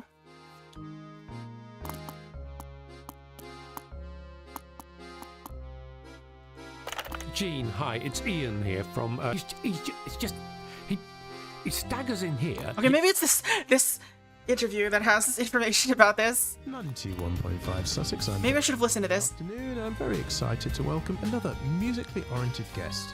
Seems to be all we're having these days. With Karen Olsen, who is now a fantastically successful drummer with bands like Bonnie Tyler and Aerosmith. At the time, they were producing what was called alt country, which is like country music, but a bit hipper and punkier, very different from what you get in Nashville. And after a while, they went their separate ways, and at first Luke looked like he would be the successful one. And then he moved to Nashville, and things seemed to turn sour for him. Luke became very obsessed by being accepted into the country firmament. In fact, he even played the Grand Ole Opry.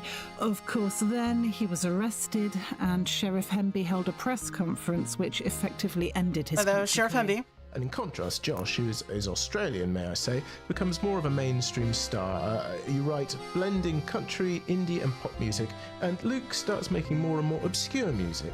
You talk about this difference a lot in your book. What is the significance of this to you? Well, to me, it's kind of a fundamental tension in American music between tradition and moving forward. It seems to me very interesting that frequently great innovators of American music are not actually American. For example, Neil Young, Robbie Robertson from the band, Leonard Cohen were all Canadian. That's interesting. You talk about the band a lot as a sort of classic rivalry and analogue to Pony Parade. Would you care to comment? To me, Josh and Luke were very much like Robbie Robertson and Levon Helm in the band. Josh and Robbie were foreign, while Luke and Levon are both from the southern states. I felt that Josh used Luke initially as a sort of a conduit into American music. Eventually, though, Josh surpassed Luke commercially because he was able to free himself from the trappings of tradition. So, Lucy, what do you think makes a really good musical rival? Oh, Dave, well, there's been so come many up so haven't far. there? I would say that the most intense and interesting rivalries are between collaborators who need each other in order to be their best, but also kind of hate being so dependent. For instance, Noel isn't a star like Liam, but Liam isn't a writer like Noel. They need each other, but they don't want to. You see the same thing with Lennon and McCartney, Waters and Gilmour, Nicks and Buckingham. I got that sense with Josh and Luke, that Josh needed Luke's energy, but Luke needed Josh's sense of structure. One more question. Did the record label pay for the sitar? I'm afraid not, Dave, although I do believe that they paid for the carpets to be shampooed. Lucy, thank you so much for coming on the show. Lucy Bramley's book Rivals is out on the 10th of August. We did skip a bunch. Country music, but a bit hipper and punkier. A difficult relationship. How did you come to this project? So, I specialise in writing pieces on quite singular characters, but originally I was a music journalist. I first encountered Luke in 1998 when I was covering Glastonbury, and the first thing I thought was, wow, this guy is something different. He had shoulder-length black hair, thick... It's Saturday, 28th of June. I'm Lucy Bramley. Welcome to Glastonbury Festival. That's the same person. That's funny. On London Radio. I'm in a muddy field just off by the other stage with Julian Dean of Top Loader. Jules, how are you doing? Yeah, very well, thanks. A lot of people are talking about Top Loader as the next big thing. Think you'll be up there next year? Oh, yeah, well, I certainly hope so. We've just seen Luke Jackson come off stage. He had a big hit right at the start of the year with Losing Sleep. What did you think? I thought he was all right. Just all right. Anything else? Well, I think he probably owes the White Stripes a royalty check. White Stripes. Nick Cave is playing it tomorrow as well. Hope he doesn't hear about him.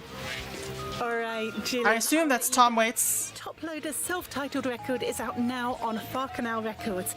Back to you guys in the studio. The White Stripes?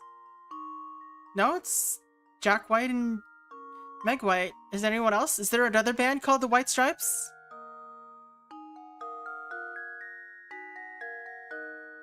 Jack White, Jim Diamond.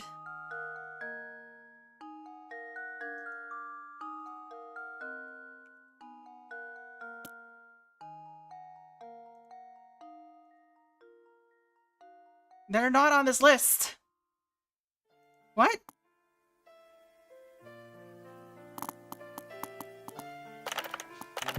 The year with Losing Sleep. What did you think? Well, I thought he was all right. Just all right. Anything else? Well, I think he probably owes the White Stripes a royalty check or two. Nick Cave is playing it tomorrow as well. Hope he doesn't hear about him. All right, Julian, I'll let you go. Nick Cave? Top Loader's self-titled record is out now on Farcanal Records. Back to you guys in the studio.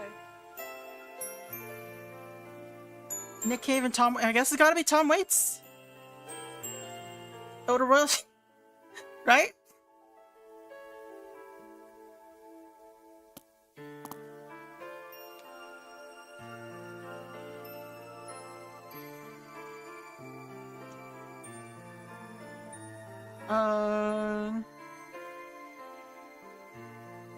I don't know.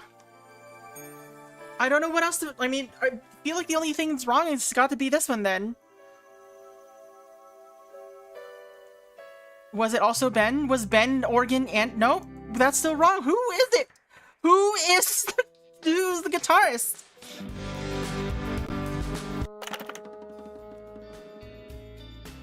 Alright, it's just broken. We'll never find out. Anyway. So yeah, that was Rivals. We don't know the guitarist is a mystery. Alright. That is gonna be it for me. Thank you all so much for hanging out. I think the plan on Tuesday is we'll actually do one more day of what's it called? Age of Imprisonment. Just see what we can do with all of the available missions. It doesn't really seem like there's that many left. We'll see, I guess. We might be able to cover it in just that one stream. But anyway, thank you all so much for hanging out. For those of you on YouTube, hope you all have a very good night. I really appreciate you being here. The rest of us on Twitch are gonna go find someone to raid. So I hope to see you on Tuesday, which will be Hyrule Warriors. Anyway, that is gonna be it for me. If you want to see more, you know, do your subscribe thing. Give the video a like if you wanna.